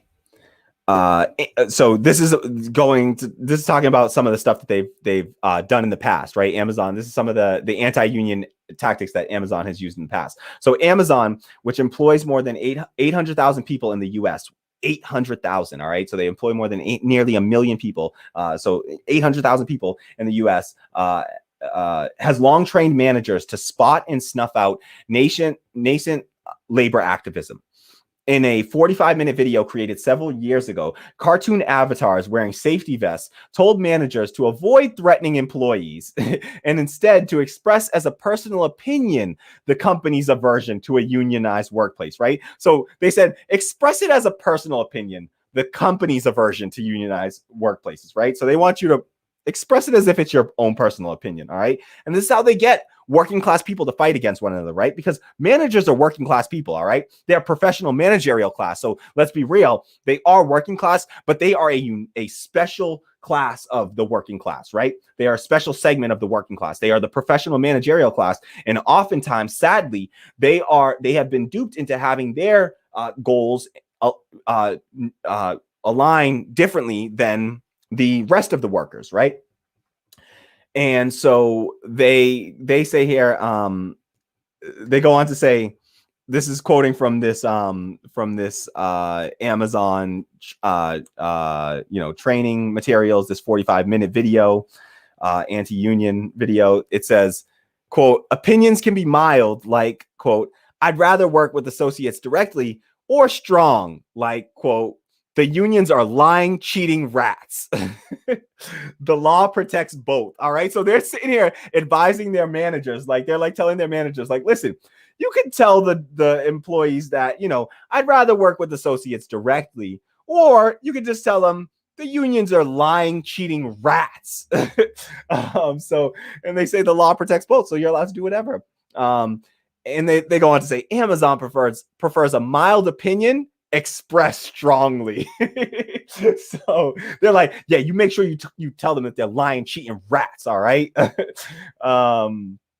And one example that they give is that managers have been known to invent negative stories about unions, despite being counseled to go easy on the rhetoric. During an attempt to organize a Middletown, Delaware warehouse in 2016, a manager told hundreds of workers that when his father died, a union had abandoned the family. The story turned out to be fabricated, the New York Times reported at the time, but it resonated all the same. Okay. And all right, so they go on to say that Amazon no longer uses that training video, but its essential message remains the same. Unions may be appropriate at other companies, but at Amazon, they risk imperiling a business that prioritizes speed, innovation, and customer above all else. Like, we need to be very wary of companies that talk about putting the customer first, right? Like, I'm sorry, but companies should be putting the worker first and then the customer second, right? And that's an okay space to be, all right? Customers shouldn't feel bad about being put second, because every customer is a worker somewhere else, okay? So you get to be first somewhere, all right? And that should be in your workplace where your labor is being controlled. I'm sorry, but you deserve to be first in that instance, all right? The workers should be first, all right? And workplaces should be about the workers, all right? And of course, Next thing after that is the consumers, the customers. Absolutely, the consumer should be next. But the workers have to be first, because that's the people that you have the most control over, right? You have the most direct impact over the workers. And so the workers should come first. And so never buy this rhetoric of, speed, innovation, and customer above all else. That means that we don't care about how badly we have to treat our workers. As long as we get speed, innovation, and our customers are happy, we don't care if we abuse our workers. Oh, child labor. Oh, we overworked workers. Oh, that's all fine. Firing people left and right, high employee turnover, that's all fine. So, and Amazon has incredible, ridiculous employee turnover there. So again, highlighting it because we can't let them get a pass on this. And just wanted to make sure we pointed that one out, because some of their taxes are really gross, but it is dangerous in general what they're doing, and it is serious, what they're doing with trying to discourage these employees from unionizing by just lying to them. They're doing straight up lies, propaganda, just straight propaganda, false propaganda, and lying to these employees about the hazards of unionizing, when really the hazard is all in not unionizing. All right. Every gain that we have, we got that. Like the weekend is because because of labor, right? Labor activism, right? And the labor movement, right? That was through, they got us, the weekend, the 40-hour work week, and the end of child labor, right? That was the labor movement that did that, right? I mean, they got us Social Security and the unemployment insurance and all kinds of, well, Social Security was actually the Socialist Party, but yeah, still, they are responsible for all kinds of gains. And that had to come with someone else sacrificing for us, right? To have that gain, somebody else had to sacrifice. So somebody always has to sacrifice. And listen, that's why we should be building mutual aid networks and trying to provide mutual aid to these employees when they go on strike, if they have to go on strike. But here, they're not striking, they're just unionizing. But there is danger to it. You sometimes have to, there is a danger to unionizing.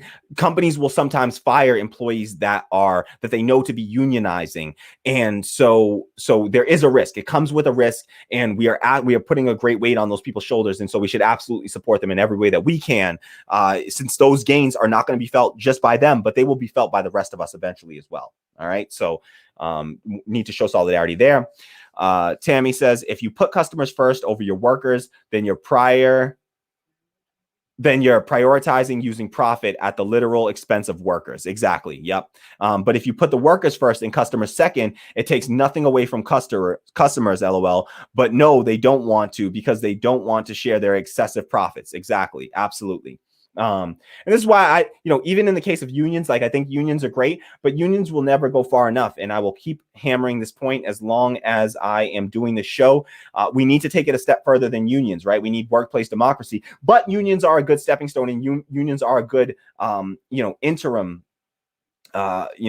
tactic that we can use to try to gain that, so we can use it as a stepping stone towards workplace democracy. But unions cannot be the end all be all. And we have to be real about the fact that when we empower unions, they don't always turn around and fight for democracy in the workplace, because that isn't always consistent with their goals. And so we have to be careful there as well. I mean, I support unions, but am I going to, my fight is in the workplace democracy arena, because I think that is much more pertinent to actually achieving the goals that we claim to be after on the left. So, all right, cruising along. 2 more stories. All right. And then we will take any roaming comments that are floating around.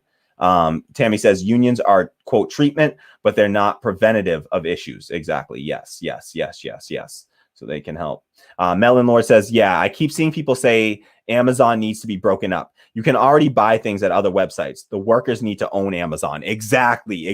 Right. Like breaking up Amazon, it really doesn't do it. And honestly, you're just going to get the same structure replicated in a bunch of other businesses. They'll compete until eventually they remerge and absorb all that back up. We broke up companies, and we did antitrust. We've tried antitrust regulation, and you have to have antitrust even in a socialist, thing. You still want to do antitrust, but antitrust alone inside of, still working within the capitalist structures are just going to lead to back to, trend back towards monopolization in the end. And so, yeah, I agree that breaking Amazon up does not do enough. And you need workers owning the workers seizing the means of production, worker ownership over the means of production. Feminist News Network says workers unite. Yes, absolutely. Solidarity with all workers, and we have to. And workers of the world unite and show solidarity together and stand in solidarity. And I proudly stand behind every labor movement that exists anywhere in this world, not just here in the U.S., but all around the world, right? Okay, let's pull our next story. Let's see.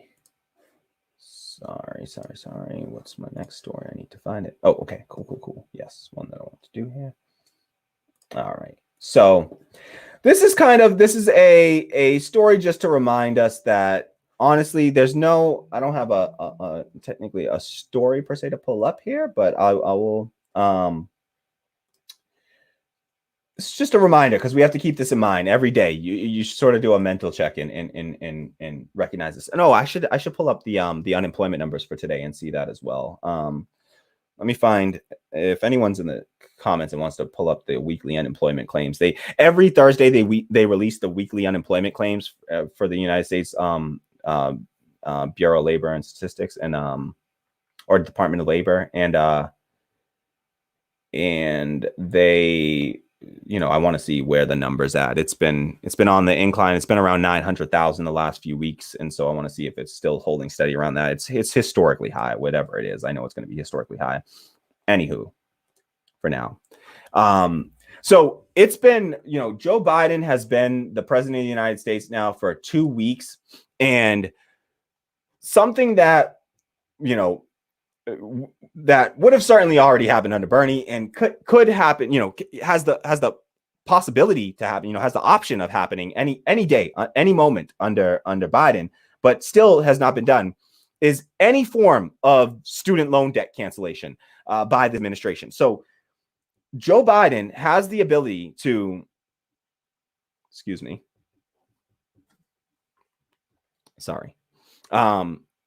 Joe Biden has the ability to cancel some or all federal student loan debt with the wave of a pen. All right. Just a simple wave of a pen. All it takes is an executive order by the president of the United States to order the cancellation of some or all federal student loan debt. Okay. And he could further fund, cancellation of all student debt, period. Right. By just paying off, having the federal government pay off private student loan debt, right? The House, Rashida Tlaib, proposed minting a $1.4 trillion coin because the U.S. government, we have the U.S. government has the power to mint coins. The Federal Reserve is the one that mints bills, so they can't mint new bills, but they can mint a single $1 trillion coin. They can mint 2 of those things and pay down all the student loan debt, right? And so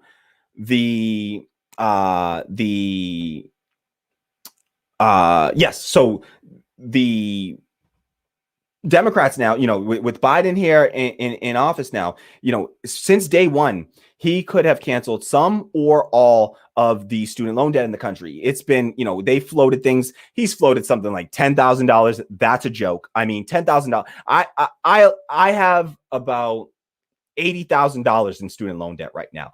To cancel $10,000 is to do $10,000 literally doesn't cover the interest that's accrued since I left college. All right. So $10,000, like, seriously, keep it. Like, no, don't keep it, because literally, like, somebody else is suffering worse than I am that needs it. So don't keep it. But literally, like, for me, keep it. It does nothing for me. All right. That's just how much interest it will, how quickly the interest will accrue on me, because I haven't, my student loan debt has increased since I left school. All right. So it just goes up, not down. All right. Even when you pay it off. I'm just paying on to the principal, to the interest, not the principal. So I just want to remind everyone that Joe Biden has the power to cancel student loan debt with a simple executive order, and still he has not done so. He has not canceled a single dime of it. And that's absolutely unacceptable. If this were Bernie, if we had gotten Bernie Sanders, all of our student loan debt would be canceled by now. All right. We'd all be celebrating in the streets. Every student that, had it, they will know the pain that comes along with that. All right. And what that would do for the economy, right? If we cancel student loan debt, it's a boon to the economy. It's a stimulus it has a stimulating effect to the economy, because everybody that is paying down student loan debt right now, or might have to pay down in the future, instead of having to make those monthly payments to pay off some debt for an education that they've already received, instead they could be putting that money towards, housing, a car, food, whatever, goods and services, basic, meeting their basic needs, which allows them to spend more money in their communities, which means that local businesses, you can raise prices. People are making more money, if your business is struggling, you can pay workers more, all these things. So it helps our communities when people have more money, more disposable income, right? So, all right. So, yes. So I just wanted to point that out, and to also show that, this isn't something that I'm just, they say right now that Democrats, this is a story out of The Independent. They say that Democrats are pressuring Biden to cancel $50,000 in student loan debt by executive action. So, lawmakers are calling on, the White House to cancel up to $50,000 per borrower with the stroke of a pen. Now, notice the words start to seep in there. Up to $50,000 per borrower, right? So not $50,000 for every borrower. They're going to means test it. And that's where it gets into real issues when you start to means test student loan debt cancellation. It just should not be done. They're going to means test it based on income. It should not. You can't means test based on income and not wealth. All right. If you're going to means test based on wealth, not income. All right. Because you can be a person that is, makes $80,000, but you live in paycheck to paycheck, or you can be a person making $50,000, but you come from a wealthy family and you literally don't even need money. You're totally comfortable and your paycheck means nothing, right? So, to do it based on income is absolutely meaningless. It should be based on wealth. A lot of Black folks have income. Most Black folks don't have wealth. Okay. So, just from this article, they say a group of Senate and House Democrats have reintroduced a resolution urging President Joe Biden to cancel up to $50,000 in student loan debt held among 44 million Americans. Senator Elizabeth Warren told reporters on Thursday that the president's signature on such an order is the, quote, single most effective executive action, end quote, he can take to kickstart a lagging economy during the coronavirus crisis and begin to close a racial wealth gap. All right. So he says it's the single most effective executive action that he can take to kickstart a lagging economy and to begin to close the racial wealth gap. And to that, I do agree with her. Representative Ayanna Pressley, that was the representative in my former district, said that the president should be, quote, bold and responsive to the movement that elected him. And with the stroke of a pen, the president can provide relief to tens of millions of people. All right. So it's not just me saying he can do this with the stroke of a pen. This is sitting senators and Congress people saying, listen, the president of the United States has the power to do this with the stroke of a pen. It's been 2 freaking weeks. What is he waiting on? What is he waiting on? Why leave people hanging out there for 2 more weeks? Why do that? This could have an immediate, you want to do a stimulus? If he really cared about a stimulus, this is an immediately stimulus, at least to a section of the population. You can immediately provide a stimulus. No need to pass a bill through Congress. So this is a stimulus that doesn't have to pass through Congress. You simply wave your pen and don't do 50,000. Do it all. Just do it all. All right. And then all of a sudden, everybody that's paying down, my student loan payments are like $1,000 a month when I have to pay them. They're deferred right now, right? But when I have to pay them, they're like over $1,000 a month. That's rent. That's a whole ass rent payment. I cannot, who is out here doing that? Absolutely absurd, right? So, it's been 2 weeks, y'all. All right. They talk about what they're going to do on their first day. Joe Biden came in and he signed an executive order to encourage the Treasury to go put, Harriet Tubman on the $20 bill. Listen, that performative bullshit, that's so disgusting. All right. Who gives a damn? Seriously, for one, how dare you think that you have the right to put a black, a former slave, somebody who was formerly property in this country, to place them on property, to make them property of the United States, to make Harriet Tubman property of the United States. No black person should stand behind that. Like, we should not be wanting garbage symbolic gestures like that do absolutely nothing for our people, but if anything, just dehumanize them further. All right. Do we really want them commodifying Harriet Tubman? Absolutely not. Okay. So I don't want to see Harriet Tubman on a $20 bill. You can save your bullshit gestures for somebody else. All right. You want to help black people, black people, particularly black women, disproportionately hold student loan debt, right? So you want to help black women, they are, again, disproportionately hold student loan debt. Give them student loan debt relief. All right. That will help people. That will actually help people. All right. They'll put you on the $20 bill, but they ain't about to give you a $20 bill, they'll put a black person on the bill, but they won't give you any of those bills. Right. Like, what do those performative gestures matter when you got people that are suffering and struggling right now, right today, right? They never want to talk reparations, right? Like, we can't even get into a conversation about reparations. Like, that just scares off so many people. You start talking about reparations, right? Like, that's where we should be at. But this is a form of, you can repair some harm here. Wipe away the student loan debt. Biden can do that literally any moment. He can wake up like whatever he's doing, because it's past his bedtime right now. It's 10 o'clock on the East Coast. It's past his bedtime. But he can wake up tomorrow and he can, somebody can go wake him up and be like, "Hey, Mr. President, we got something for you to sign," and this all it takes, literally stroke of a pen, and could just wipe out. Think about how that would change, people's lives all around the country. Millions of people, tens of millions of people's lives all around the country could be dramatically changed and improved with just a stroke of Biden's pen. And 2 weeks later, nothing has happened. And so, Sammy says, they said Harriet Tubman on the $20 bill is all the reparations black folks need. Exactly. Like, that's their idea of reparations in the United States, right? Like, and just a reminder, they gave reparations to slave masters. All right. They gave reparations to the slave masters, but not the slaves. All right. They paid the slave masters for when they ended slavery. When we ended slavery, we paid reparations out to the former slave masters. All right. We said, "Oh, sorry, we took your slaves. Here you go. We're going to pay you for those slaves that we took from you." All right. So we paid reparations to the slave masters in this country, but not the slaves or their descendants. All right. That's the country that we live in. That's America. This is America. All right. Feminist News Network says Jackson is still on the back of the $20 bill with Harriet on front. So what's the point of symbolism but no reparations? Exactly. And I can't believe would they really still put him on the back of the bill? Like, that's wild to me. Like, if they keep Andrew Jackson, racist, Andrew Jackson is a racist slave. Was he a slave owner himself? I think he's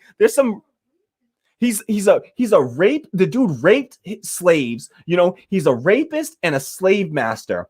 And this dude is going to be on the same bill as Harriet Tubman. I should kick these people in the teeth. Like, somebody find the person that is proposing this dumb ass. And Feminist News Network, it says UK paid slave masters too. Yep, exactly. Yep, exactly. Like, wow, it's unreal, right? UK paid slave masters too. So incredible. Thank you, Feminist News Network. Appreciate you dropping some information here, dropping some knowledge here. Appreciate that. Yeah, that's wild. That is wild as wild AF. Yeah, Melon says negotiate, whittle it down. Yeah, exactly. Like, that's what they do. They just keep. I assume that's in reference to the how much student loan debt relief they're giving. They just negotiate it until it's nothing, until it's 10,000, 5,000. Oh, here's $50 and a handshake, and good luck to the rest of y'all, right? Absolutely. So that's incredible, right?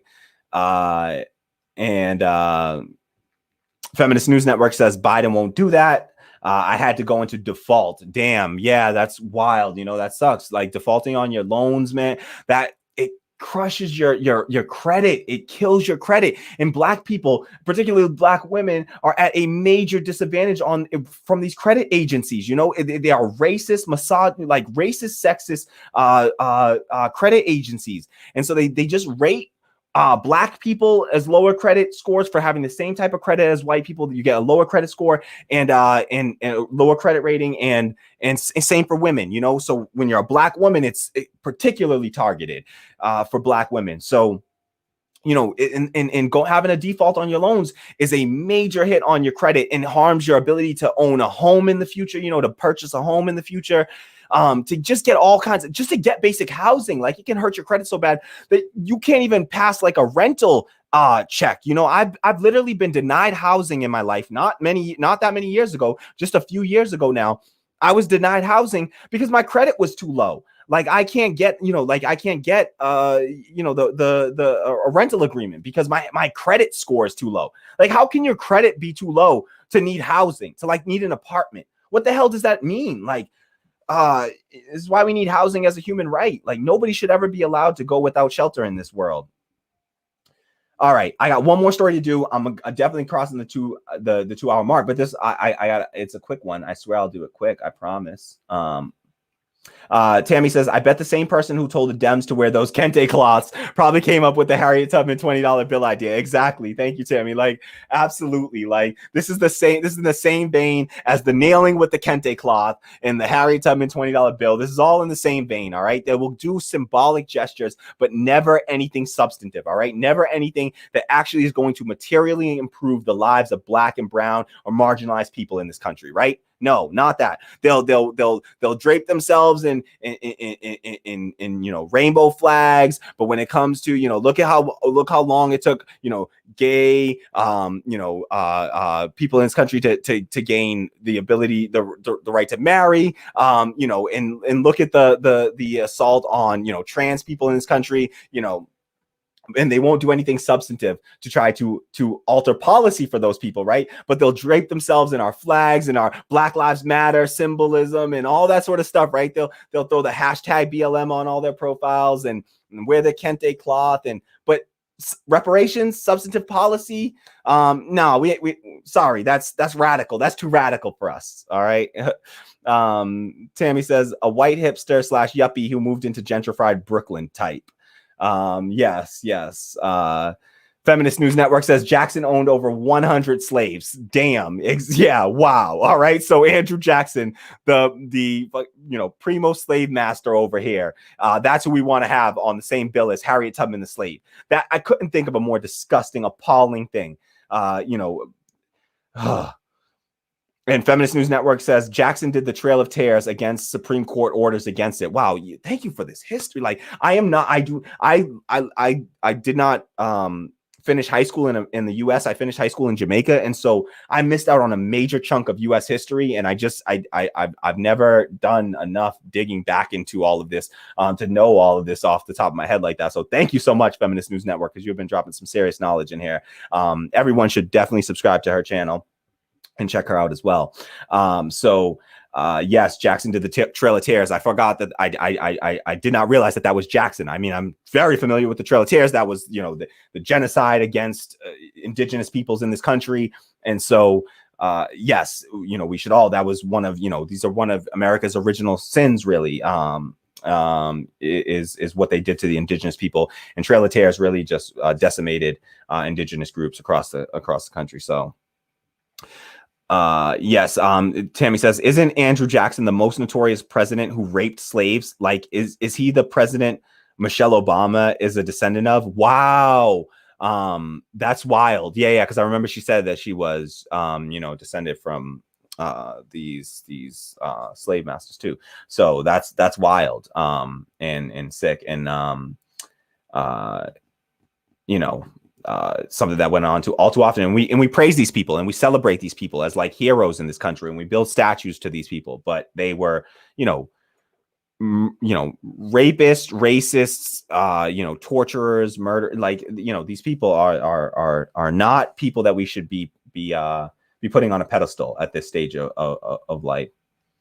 And on the update on those unemployment numbers, in the week ending January 30th, the advanced figure for seasonally adjusted initial claims was 779,000, a decrease of 33,000 from the previous week's revised level. Previous week was revised down by 35,000. From 847. So just so everybody knows, 780,000 unemployment claims, still historic highs. We are still at a historic highs. Before the pandemic, the highest it ever reached was 695,000. During the 2008 to 2009 housing crisis, the highest it ever reached was 635,000 in a single week. All right. So they're saying that it's the actual. So it looks like 860. The advanced number of actual initial claims under state programs unadjusted totaled 816,000. So they're saying 816,000 for this past week, and so in the previous year there were 224,000 initial claims in the comparable week in 2020. All right, and that's where we were starting to hear about the pandemic, and we were at the beginning of a recession in January. I think the recession officially began in February of 2020. So it was right around that time that we would officially be going into recession, but the economy was in decline at that point, and it was only 220,000 compared to 800,000 at this stage. All right, and so we are nearly a year into this pandemic, and we have not, every single week we have topped the previous historic high for unemployment claims every single week of this pandemic since we started. Okay, so it has never dropped below historic highs. All right.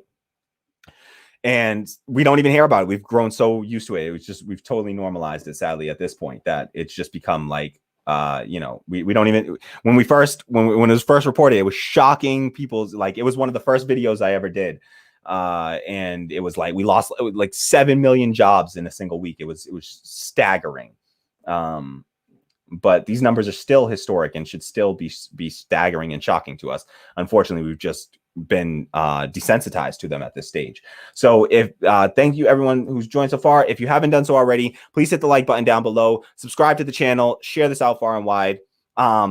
Here, I can, you know what? I said 2 hours. I'll back off. I think I'll stop. I'll stop here. I swear I'll stop here. The last two stories I wanted to get to, I had two other stories I wanted to get to. I just got to say them quickly. All right. I'll just say them. Maybe I'll try to cover them again next show or something. Right. The two stories was one, Biden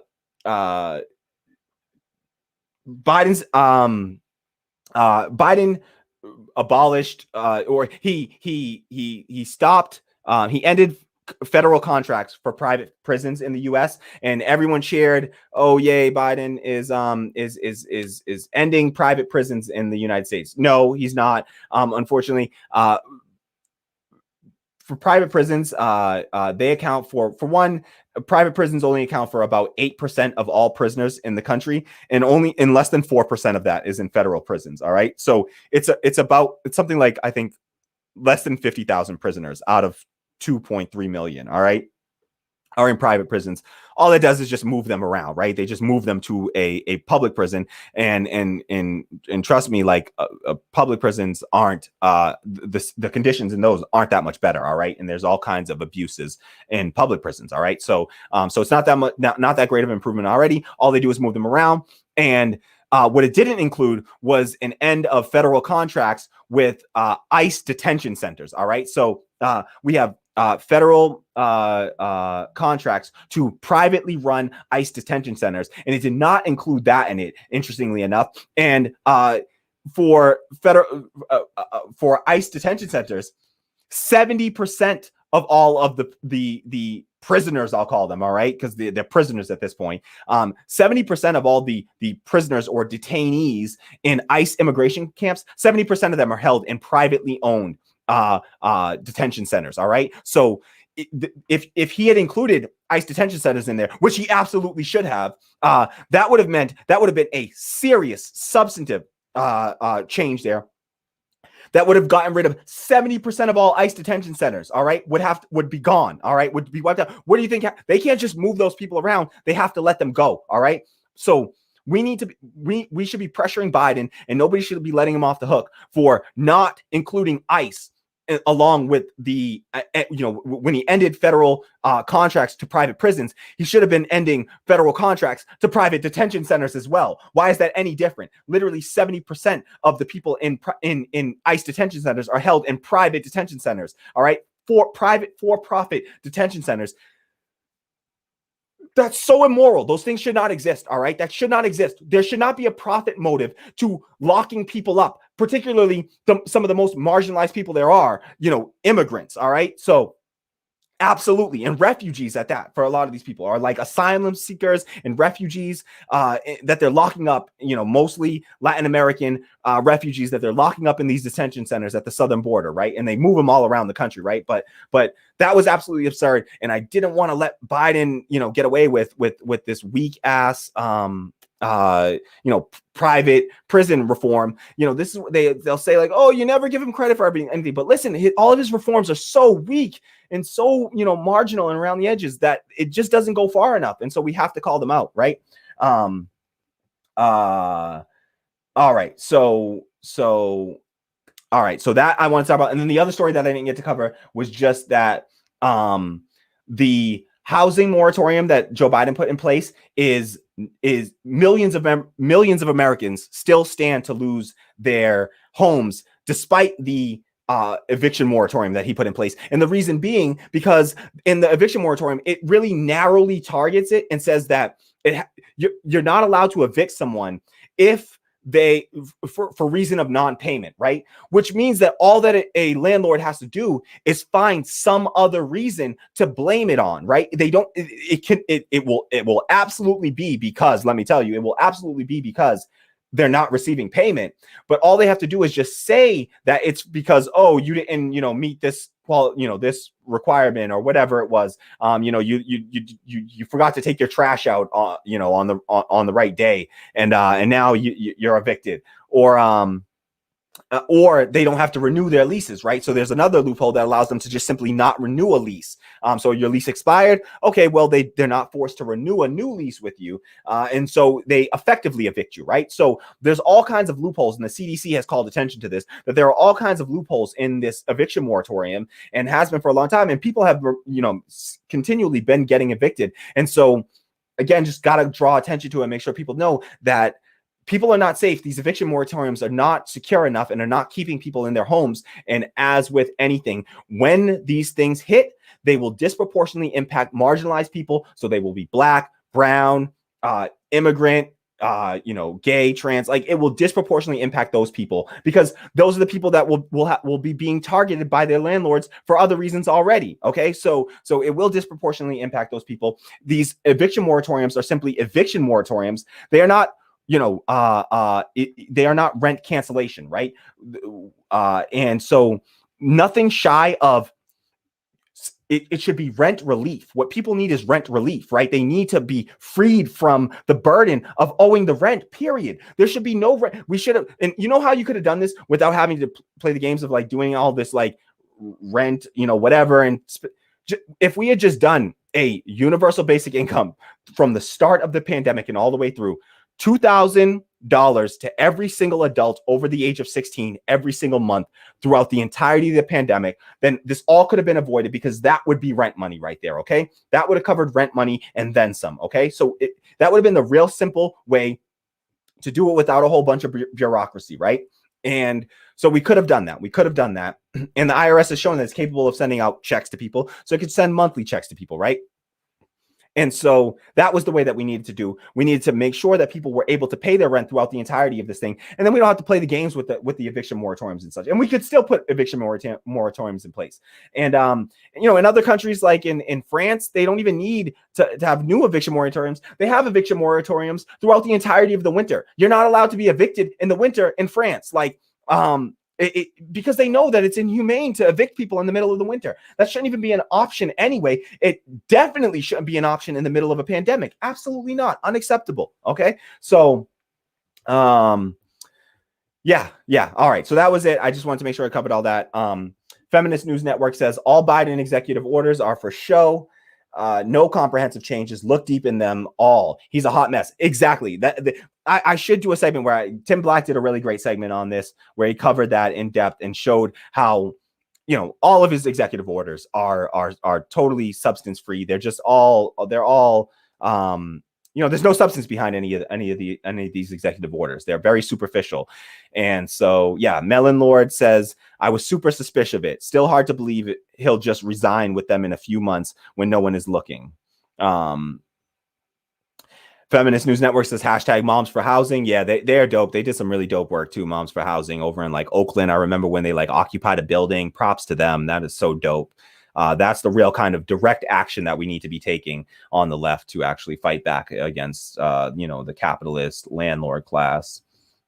Feminist News Network says hashtag cancel rent. Yes, exactly. Yes, absolutely. We need to just cancel rent, right? Just cancel the rent. Like that's rent relief. Like we need rent relief. You know, we need relief from it, not just like moratoriums on when we pay and then you have to pay, you know, it's all stacking up and it's just waiting to come due because that's just setting ourselves up for the next housing crisis, right?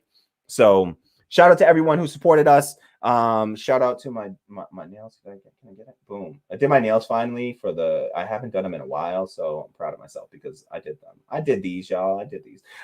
So shout out to my nails. Shout out to everyone who supports us, all of our Patreon supporters. And everyone who joined us today. Really appreciate you all for joining, for chatting, for keeping the conversation, you know, engaging and intriguing there. Really appreciate all of you. Please hit the like button down below, subscribe to the channel, and share this out on social media if you can.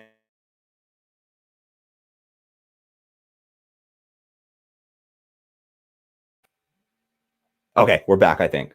All right. So yes. Okay. Oh, Melon Lord says the nails look great. I love black nail polish. Thank you very much. Can you see my designs on them too? Can you see the design I did? Ready? Boom. Can you see the design I did? Pretty cool, right? Pretty cool. I did that. And it's gel too. All right. It's gel. Thank you, Melon. I deeply appreciate that. I really appreciate that. I really do. Thank you so much. So yes. So you know, shout out to all of our supporters. Shout out to Melon for becoming a new supporter. Melon says, yeah, we see that. Nice. So yep. So shout out to Melon for becoming one of our new supporters. Shout out to MD for their support, and shout out to the Vanguard for helping us get some new supporters by having me on their show. Like I said, I'll be making an appearance on their show sometime, likely next week. I am wrapping things here, so we're going to call it an evening here, folks. Thank you so much to everyone. Yeah, I think that's it. All right. Peace.